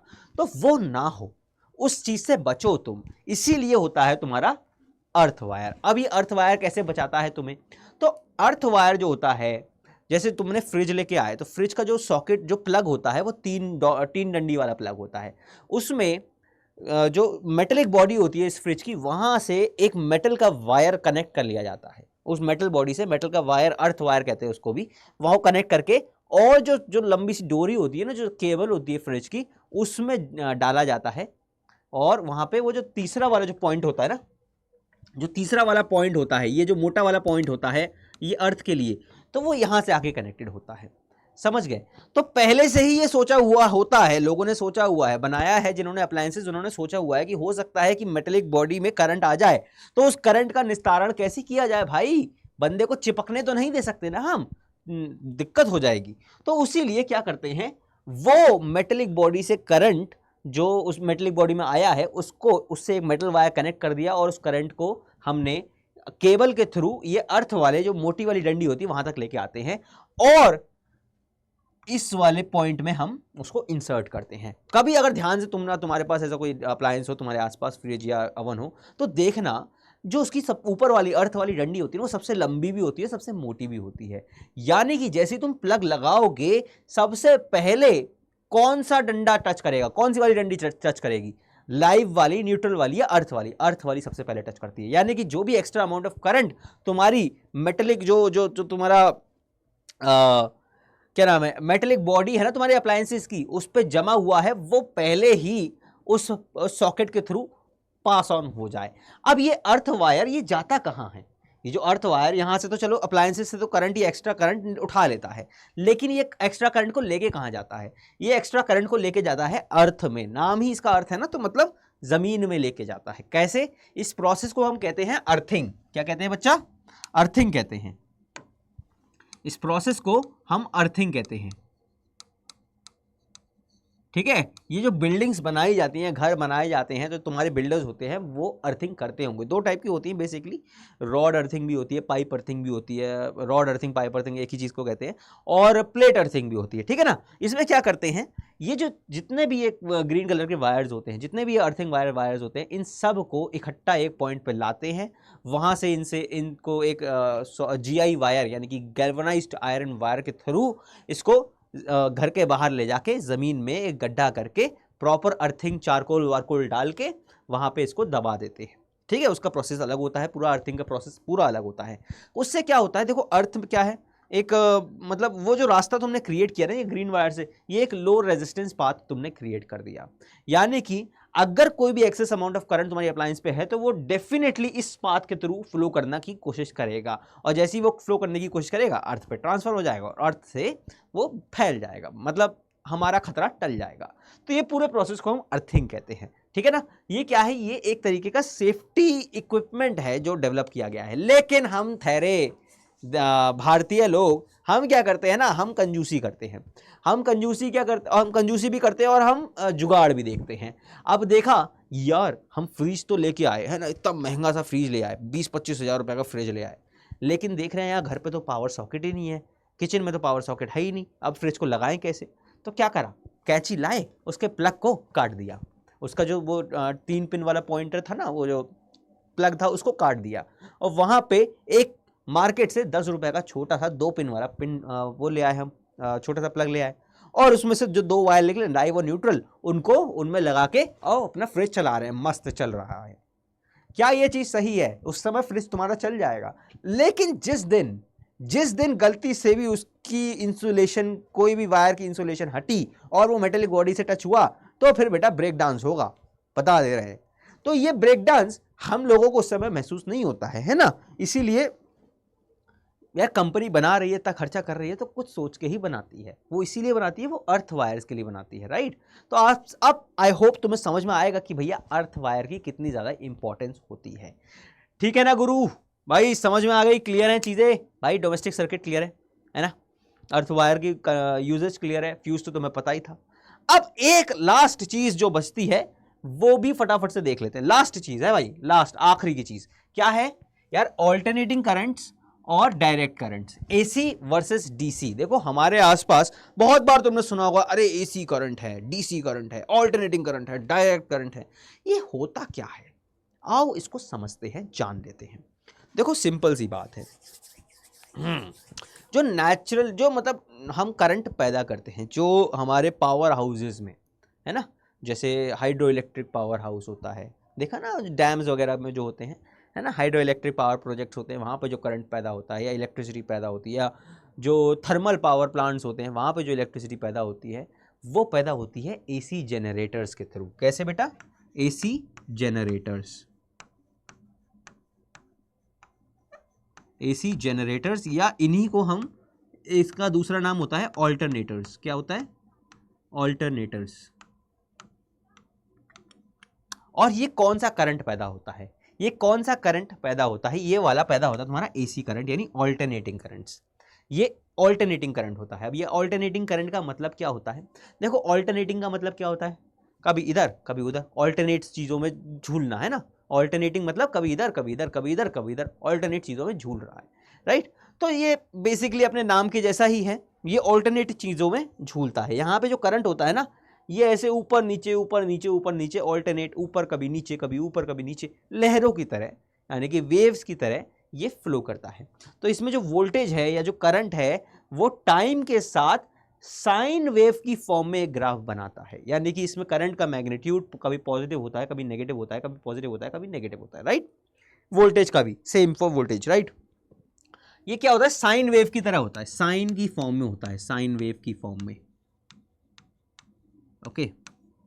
वहीं पे ये नेचुरल करंट है, ये करंट है जो एक्चुअल में पैदाइशी फॉर्म, जब करंट पैदा हो रहा है ना, वो किस फॉर्म में है बेटा, ऑल्टरनेटिंग करंट की फॉर्म में है। इनका, इसका बेसिकली ऊपर नीचे प्लस माइनस, इसको क्या कहते हैं, इसको बोलते हैं फेज। तो इसका फेज जो होता है वो कंटिन्यूसली चेंज होता रहता है, कभी पॉजिटिव फेज होगा, कभी नेगेटिव फेज होगा। फिर वो डिग्रीज में हम देख लेते हैं, वो तुम हायर क्लासेस में जाओगे कि भाई फेज इसका पाई/2 है, 3π/2 है, ये है, वो आगे की बात है। लेकिन अभी तुम्हें इतना समझना है कि भैया ये साइन वेव की फॉर्म में होता है, कभी पॉजिटिव होता है, कभी नेगेटिव होता है, ऑल्टरनेटिंग चेंज करता रहता है, positive negative, positive negative, positive negative, positive negative, अपनी डायरेक्शन चेंज करता रहता है। ये भैया हो गया ऑल्टरनेटिंग करंट। लेकिन हमारे घर के जितने अप्लायंसेज हैं, हमारे घर के जितने ज़्यादातर अप्लायंसेज होते हैं, वो कैसे चलते हैं, वो इस करंट पे नहीं चलते हैं, वो चलते हैं बेटा डायरेक्ट करंट पे, डीसी पे। डीसी ट्रांसफॉर्मर्स का नाम तुमने सुना है कि नहीं सुना है, ट्रांसफॉर्मर्स। अच्छा, तुम में से कितने लोग मोबाइल फोन यूज करते हो, कितने लोग मोबाइल फोन यूज करते हो, उनका चार्जर होता है। अब वो चार्जर को कभी खराब हो गया कोई चार्जर, तो उसको खोल के देखना, उसके अंदर एक तुम्हें एक इतना बड़ा सा एक कुछ कंपोनेंट मिलेगा, इलेक्ट्रिकल कंपोनेंट, और उस पर कुछ कॉपर वायर टाइप्स लिपटा हुआ होगा। वो क्या है, वो एक फॉर्म ऑफ ट्रांसफॉर्मर है। बड़े भी होते हैं ट्रांसफॉर्मर, छोटे छोटे भी होते हैं ट्रांसफॉर्मर। जितने चार्जर्स होते हैं ना, तुम्हारा लैपटॉप का चार्जर, तुम्हारा टीवी का चार्जर, अगर टीवी का कोई अडेप्टर है ना, ये सारी चीज़ें क्या होती हैं, इनमें ट्रांसफॉर्मर्स होते हैं। अभी डायरेक्ट करंट का जैसे नाम, जैसे ये साइनसॉइडल वेव की तरह ऊपर नीचे ऊपर नीचे ऊपर नीचे चल रहा था, ये भैया एकदम सीधी नाक की सीध में चलता रहता है। इसका मैग्नीट्यूड चेंज नहीं होता, इसका मैग्नीट्यूड तो वही रहता है, और साथ में डायरेक्शन भी इसका चेंज नहीं होता है, इसका डायरेक्शन चेंज होता रहता है। ओके, समझ में आई बात। ये होते हैं डायरेक्ट करंट, डीसी करंट्स। अब क्यों, इसका क्या फायदा है, इसका क्या फायदा है, इसका क्या नुकसान है, इसका क्या नुकसान है, आओ देख लेते हैं। और हमारे घर के अप्लायंसेस और एसी पे क्यों नहीं चलते हैं, डीसी पे ही क्यों चलते हैं, ये भी देख लेते हैं, है ना जी। देखो यहाँ पे मोटा मोटा कुछ डिफरेंशिएशन लिखा है एसी और डीसी के बीच में, आओ एक एक करके सारा समझ लेते हैं भैया। देखो सबसे पहले एसी करंट जो होते हैं, ऑल्टरनेटिंग करंट्स जो होते हैं ना, ऑल्टरनेटिंग करंट्स जो होते हैं, इनका डायरेक्शन ऑफ फ्लो क्या होता है, चेंजेस डायरेक्शन पीरियोडिकली। ये पीरियोडिकली अपना डायरेक्शन चेंज करते हैं, यानी कि अगर 1 सेकंड में ऊपर है तो अगले सेकंड में नीचे, फिर अगले सेकंड में ऊपर, फिर अगले सेकंड में नीचे, तो पीरियोडिकली चेंज करते हैं। ऐसे रैंडमली नहीं कि 2 सेकंड ऊपर हो गया, फिर 3 सेकंड नीचे हो गया, फिर आधा सेकंड ऊपर हो गया, ऐसा नहीं, पीरियोडिकली करते हैं, यानी कि प्रॉपर पैटर्न के हिसाब से, तो साइन वेव को फॉलो करते हैं, बैक एंड फोर्थ, ठीक है। वहीं पर डायरेक्ट करंट होते हैं, ये सिंगल डायरेक्शन में फ्लो करते हैं, नाक की सीध में फ्लो करते हैं। मैग्नीट्यूड की बात करें तो मैग्नीट्यूड भी इनका टाइम के साथ वैरी करता है। देखा था ना तुमने, ये वाला तुम्हारा अगर ग्राफ बन रहा था तो ऐसे बन रहा था ना। अब इनका मैग्नीट्यूड, ये अगर वोल्टेज का है, ये वोल्टेज है और ये टाइम है, राइट। तो देखो टाइम के साथ एक टाइम के साथ कभी तो इसका वोल्टेज इतना है, कभी इतना है, और कभी बहुत ज़्यादा हो गया, कभी बिल्कुल कम हो गया। तो टाइम के साथ इसका मैग्नीट्यूड वेरी कर रहा है, वहीं पे इसका मैग्नीट्यूड हमेशा कांस्टेंट रहता है। डायरेक्ट करंट का मैग्नीट्यूड हमेशा कांस्टेंट रहता है, और यही रीज़न है कि भाई हम अपने घर के अप्लायंसेस में डायरेक्ट करंट का इस्तेमाल करते हैं। सोचो, टीवी तुम्हारा चल रहा है, टीवी चल रहा है इसी करंट पे, तो उसमें कभी तो करंट ज़्यादा आ जा रहा है, कभी करंट कम आ जा रहा है, कभी ज़्यादा कभी कम, कभी ज़्यादा कभी कम, फूक जाएगा टीवी तुम्हारा, समझ रहे हो, फूक जाएगा टीवी तुम्हारा। तो इसीलिए कुछ ऐसा हमें इजाद करना पड़ा कि भैया एक constant source of constant magnitude में हमें करंट मिल पाए। वो कौन सा करंट था? वो डायरेक्ट करंट था। सोर्स की बात करें तो भैया पावर स्टेशन या जनरेटर्स पे हम बना सकते हैं। वहीं पे अगर हम डीसी की बात करें, डीसी करंट बनाने की बात करें, तो ट्रांसफॉर्मर से हम एसी को डीसी में कन्वर्ट कर सकते हैं, जनरेटर से कर सकते हैं, डीसी जनरेटर से, है ना, डीसी जनरेटर से, बैटरीज जो तुम्हारे इन्वर्टर बैटरी होती है ना, वहां से भी एसी को डाल के डीसी हम निकाल सकते हैं। फिर सोलर सेल से, सोलर सेल्स में भी जो करंट तुम्हारा स्टोर होता है, जो सोलर एनर्जी आती है, वो एसी में, एसी की फॉर्म में ही पैदा होती है, लेकिन वो कन्वर्ट कर ली जाती है सोलर सेल्स के थ्रू डीसी में, राइट। ग्राफ का रिप्रेजेंटेशन करते हैं तो ये साइन वेव की फॉर्म में रहता है तुम्हारा एसी करंट, साइन वेव की फॉर्म में रहता है। वहीं डीसी जो होता है ये स्ट्रेट लाइन की फॉर्म में होता है। ये तो क्लियर है, ये तो बात कर ली थी हमने। ट्रांसमिशन की बात करें, ट्रांसमिशन मतलब एक जगह से दूसरी जगह को करंट को भेजना। अब देखो करंट मान लो घर पे तुम्हारे, अगर मान लो हाइड्रो इलेक्ट्रिक पावर प्लांट है तुम्हारे घर से 5000 किलोमीटर दूर है, अब वहाँ पैदा हो रही है बिजली, अब वहाँ से तुम्हारे घर तक आ रही है, तो इसको हम कहेंगे ट्रांसमिशन। 5000 किलोमीटर डिस्टेंस ट्रैवल करके इलेक्ट्रिसिटी आ रही है तुम्हारे यहाँ। अब वो सोचो कैसे आएगी। तो एसी जो करंट्स होते हैं ना, एसी करंट्स होते हैं, इनका ट्रांसमिशन आसान होता है। आसान इन द सेंस इसके ट्रांसमिशन में लॉस कम होता है, suitable for long distance transmission, less power loss, power loss कम होता है इनका। अगर एसी करंट है और उसका तुम ट्रांसमिशन करवा रहे हो तो पावर लॉस बहुत कम होता है। वहीं पे लॉन्ग डिस्टेंस ट्रांसमिशन में डीसी का काम नहीं होता है। इसीलिए क्या होता है, जहां पे इलेक्ट्रिसिटी बनती है वहां से तुम्हारे घर के नियर बाय पावर स्टेशन जो होता है ना, हर शहर में, हर कस्बे में एक लोकल पावर स्टेशन होता है ना, तुम्हारे यहाँ भी होता होगा, सब स्टेशन कहते हैं। तो वहां तक जो इलेक्ट्रिसिटी ट्रांसफर आती है वो कैसी होती है? वो एसी होता है। लेकिन वहां से जो इलेक्ट्रिसिटी तुम्हारे घर तक आती है वो डीसी होती है, राइट। तो लॉन्ग डिस्टेंस के लिए ये सूटेबल बिल्कुल नहीं होता है डीसी। फ्रीक्वेंसी की बात करें, अब देखो फ्रीक्वेंसी क्या है? फ्रीक्वेंसी मतलब एक सेकंड में कितनी बार करंट अपनी डायरेक्शन चेंज करता है, वो इसकी फ्रीक्वेंसी हो गई। अब इंडिया की बात देखो, अलग अलग जगह पे अलग अलग होता है। यूके यूएस की बात करें, वहां 60 हर्ट्ज की फ्रीक्वेंसी पे करंट फ्लो करता है, लेकिन मतलब स्टैंडर्ड है। हमारे यहाँ इंडिया में इसकी फ्रीक्वेंसी, जो स्टैंडर्ड फ्रीक्वेंसी है वो कितनी है बेटा? वो है 50 हर्ट्ज। 50 हर्ट्ज, 50 हर्ट्ज मतलब एक सेकेंड में 50 साइकिल्स कंप्लीट कर रहा है करंट अपनी। 50 साइकिल्स, अगर मैं यहां पे दिखाऊं तुमको, यहां पे देख रहे हो, तो एक साइकिल कहां से कहां तक है बताओ जरा। एक साइकिल तुम्हारी, एक साइकिल यहां से लेकर ये यहां तक, यहां से लेकर यहां तक तुम्हारी एक साइकिल है। ये जो है ना, ये तुम्हारी एक साइकिल है। तो ऐसी 50 साइकिल एक सेकंड में आ रही हैं, ठीक है ना। एक सेकंड में तुम्हारी ऐसी कितनी साइकिल्स आ रही हैं? 50 साइकिल्स आ रही हैं। ये मतलब होता है कि भैया तुम्हारी फ्रीक्वेंसी करंट की कितनी है? 50 हर्ट्ज है। इसका मतलब होता है कि करंट की फ्रीक्वेंसी तुम्हारी 50 हर्ट्ज है। अच्छा, कोई मुझे ये बताएगा, अगर तुमसे क्वेश्चन पूछा जाए कि इंडिया में ऑल्टरनेटिंग करंट्स एक सेकंड में कितनी बार डायरेक्शन चेंज करते हैं, कोई बता सकता है क्या होगा आंसर? है जी, बताओ बताओ फटाफट से। एक सेकंड में कितनी बार डायरेक्शन चेंज करते हैं? देखो एक सेकंड में 50 तो साइकिल्स होती हैं, और एक साइकिल में करंट 2 बार डायरेक्शन चेंज कर रहा है ना। देखो 2 बार डायरेक्शन चेंज कर रहा है, एक तरफ एक बार पॉजिटिव और दूसरी बार नेगेटिव। तो करंट 2 बार डायरेक्शन चेंज करता है एक साइकिल में। तो 50 साइकिल है, हर साइकिल में 2 बार, तो इसलिए 50 इंटू 2 यानी 100 टाइम्स करंट अपनी डायरेक्शन चेंज करता है। किसमें बेटा? एसी करंट्स में 50 हर्ट्ज की फ्रीक्वेंसी पे करंट 100 टाइम्स अपनी फ्रीक्वेंसी, अपना डायरेक्शन चेंज करता है। क्लियर है ना बेटा? समझ गए फ्रीक्वेंसी वाली बात? समझ गए तुम? तो भाई ये आ गया। इंडिया में 50 हर्ट्ज पे हमारी नॉर्मली रहती है, 50 times in 1 seconds changes direction नहीं होगा, ये गलत लिख दिया। चेंजेस डायरेक्शन, अगर डायरेक्शन है तो बेटा 100 टाइम्स आएगा, 100 टाइम्स अपना डायरेक्शन चेंज करता है। ओके, ठीक है ना बच्चा। चलो जी आगे बढ़ते हैं। और क्या लिखा है यहाँ पे, कुछ और भी लिखा था क्या? अच्छा यूज लिखा है, यूज। यूज कहाँ होता है?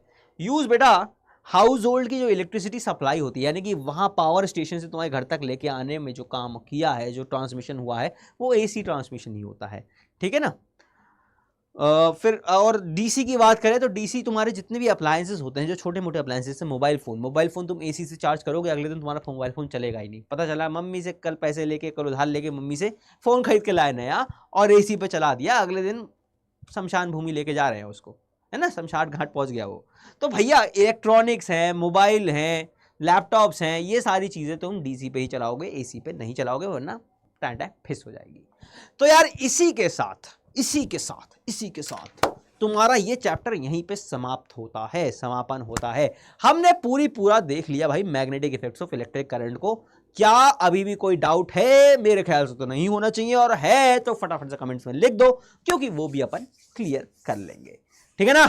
तो यार देखो इसी के साथ तुम्हारे फिजिक्स का ना सिलेबस भी कंप्लीट हो गया है हमारे वन शॉट्स की फॉर्म में। देखो चारों chapters, light, human eye, electricity और ये magnetic effects of electric current, इन चारों चैप्टर्स का तुम्हारा काम तमाम हो चुका है। अच्छा अर्थिंग, देखो अर्थिंग के बारे में मैंने बताया था ना कि भाई अर्थिंग भी ऐसी होती है कि यार देखो क्या होता है, ये लिखा एक बार देख लेते हैं। Earthing is the process of connecting a metallic body of electrical appliance directly to the earth with the help of a thick copper wire. Thick copper wire क्या है बेटा? वो ग्रीन कलर का वायर था ना, जिसकी मदद से हम सारे अर्थ के चार्ज को, जो भी किसी बॉडी पे इकट्ठा हो गया था, extra amount of charge, extra amount of current था, उसको हम लेके आ रहे थे और जमीन में गाड़ दे रहे थे, गड्ढे में। इस तरीके से हमने जमीन में गड्ढे में गाड़ दिया उसको, एक गड्ढा करके, और यहाँ पे ये इसको अर्थ में ये चार्ज, ये करंट डिस्ट्रीब्यूट हो गया। अर्थ क्या है? एक बहुत बड़ा समंदर है जिसमें थोड़ा सा करंट और डाल दिया, थोड़े से इलेक्ट्रॉन हमने और डाल दिया, तो कोई फर्क नहीं पड़ेगा, है ना। तो इस तरीके से अर्थिंग की जाती है। और ये बेसिकली क्या है बेटा? ये तुम्हारा एक सेफ्टी इक्विपमेंट है, सेफ्टी, तुम्हारी सेफ्टी के लिए ही है ये। ठीक है ना। तो इस तरीके से अब यार इसी के साथ मैं उम्मीद करता हूं कि निपट गया हमारा मामला, है ना, खत्म है। चलो जी एंड है। तो भाई इसी के साथ अगर कोई क्वेश्चन, कोई डाउट है तो फटाफट से कमेंट सेक्शन में बता देना। और अगर कुछ और मतलब देखो ये हमारा सिलेबस तो मोटा मोटा थ्योरी पार्ट निपट गया, ठीक है, लेकिन इसका मतलब क्या अब कोई क्लास नहीं होगी? अरे क्लास कैसे नहीं होगी, अभी हम करेंगे। देखो अब तुम्हारे हाफ ईयरली भी निपट गए होंगे मेरे ख्याल से। अब सीधी बात है, देखो अभी बीच में तुम्हारे यूनिट टेस्ट आएंगे, लेकिन उसके बाद फाइनल तुम्हारा आने वाले प्री बोर्ड्स और फिर आएंगे बोर्ड, जो कि है असली लड़ाई, असली जंग। तो यार उसमें तो पूरी असला बारूद एकदम, है ना, बजूका वजूका लेके जाना है अपने को। तो यार जमकर तैयारी भी करनी पड़ेगी। तो वो तैयारी में तुम्हारा भाई तुम्हारे साथ है। तो यार डोंट वरी, क्योंकि आने वाला है बहुत कुछ, चैनल पे बहुत कुछ आने वाला है। बस तुम बने रहो, अपने दोस्तों के साथ चैनल को शेयर कर दो, और भाई सब्सक्राइब करो, लाइक करो। मिलते हैं नेक्स्ट वीडियो में, टेक केयर।